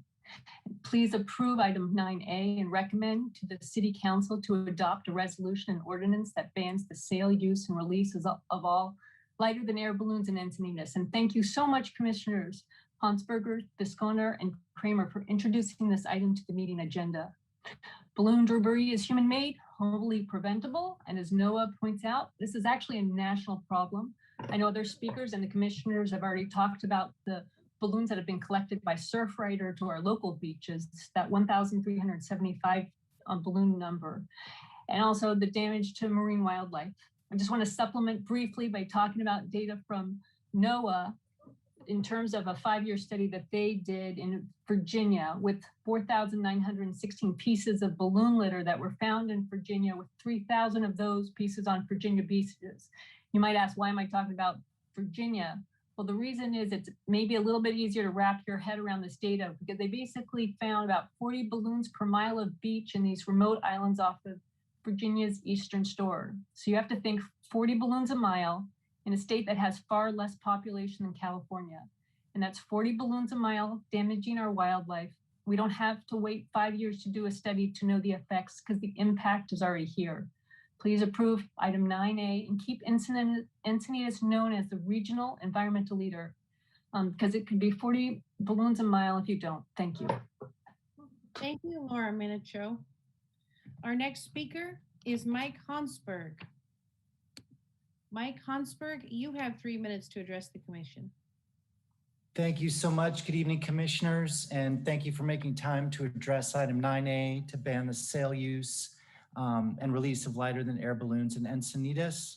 And especially thank you to Commissioner Hansberger and all of the commissioners who put in hours of research and communication into bringing this item to the commission. That was a powerful presentation. And really the only thing I would add is that, and I think it might have been pointed out, this ban, it really not only helps out our own natural environments here in Encinitas and San Diego, but it keeps balloons from traveling to ecosystems across the continent. Over the years, as far off the grid as I've traveled to get to camp, fish, surf, and enjoy nature, and that's from the beaches of Baja all the way up to trout streams in Montana. Sadly, I can always count on finding the remnants of balloons. So I urge the commission to serve as a model for our neighbors to the north, south, east, and west by passing this resolution and bringing it before the Encinitas City Council. Thank you so much. Thank you, Mike. Our last speaker is Suzanne Hume. Thank you, Suzanne. Hi everyone. Good evening, commissioners, and thank you for all you do. My name is Suzanne Hume, and I'm the educational director and founder of cleanearthforkids.org. We support item 9A, And thank you so much to the Commission for bringing this item forward. And thank you for the speakers supporting this item. And a big shout out to Mark O'Connor for all of his amazing work and the Surfrider Foundation for working to reduce and eliminate plastics. As has been stated, balloons are a major source of pollution plastic. Most of us have been out on our walks and seen the little remnants and pieces of balloons and the string, and this just must stop. So we support item 9A. Thank you again so much for all the important work you do. Have a great night. Thank you, Suzanne. And we've had Clean Earth for Kids at the commission meeting. I just want to say, as the commission secretary, what I was not able to share with you is that we did receive over 150 emails in support. I did not receive any not in support, 150 emails in support of this item. And I just thought I'd mention that I've never seen such an overwhelming response from the public. Thank you so much, Chamomile, and thank you to everybody who wrote in or spoke with us today. We really appreciate getting the community's feedback. In fact, it's absolutely necessary to the process. So here we have, and thank you all for being thrifty with time. We have a motion on the table to approve, adopt a resolution and ordinance that bans the sale, use, and release of all lighter than air balloons in the city of Encinitas. This ban would not apply to scientific balloons released by the state or federal governments or hot air balloons. Would anybody like to second that motion? I'll second. Go ahead. All at once now. Maybe Commissioner Hansberger? I think we heard you maybe first over there. Sure, Okay, so would anybody like any further discussion on this topic? Okay, hearing no further discussion and overwhelming public and community support, let's vote. All in favor? Aye. Aye. Any opposed? Sounds like we have a unanimous recommendation to the City Council. Thank you all so much for continuing to make Encinitas a leader in plastic waste reduction. And I'm so glad that this is going to go up in front of the City Council. Really wonderful work, especially to Commissioners Hansberger, Bisconner, and Kramer. Thank you so much. Okay, we're going to get done by 8:30 here. Does anybody have any updates that they want to give? Can I jump in real quick on something? So echoing the sentiments on that last item. So just so I can kind of manage expectations. So what happens now is it falls in my lap. So I appreciate that. So it will move forward. I'll go through the process of developing the ordinance and the resolution and the formalities of that. But I think it's important that you all know it does take some time. So, you know, it's not going to land on the environment or the City Council's desk tomorrow. So it's going to take a few months. Even there may be times if I don't have clarity on, hey, I don't know, did you want this? Did you want that? It may come back to just for clarifying questions. That doesn't slow the process down. It just helps feed and make sure it's the result that the commission is looking for. But this is very much the important and critical first step in getting that process started and ultimately getting something in front of City Council. So with that, that's all I wanted to add to that part. Thank you, Eric. You're welcome. Okay. Any other updates from anybody or announcements? Commissioner Adams, real quick. I've been attending the Green Buildings Workshop that Crystal Nahara has been running, and they should be bringing the ordinance, I think, is the next step to bring it to us. We've had 3 or 4 stakeholder meetings and a public workshop just this Tuesday. So that will be coming, FYI. Thank you. Anybody else? Okay. Does anybody want to propose any future commissioner-initiated agenda items? Okay, not hearing any. We're going to end 5 minutes before where we thought we'd go. So we are adjourned. Thank you all so much for an outstanding meeting. And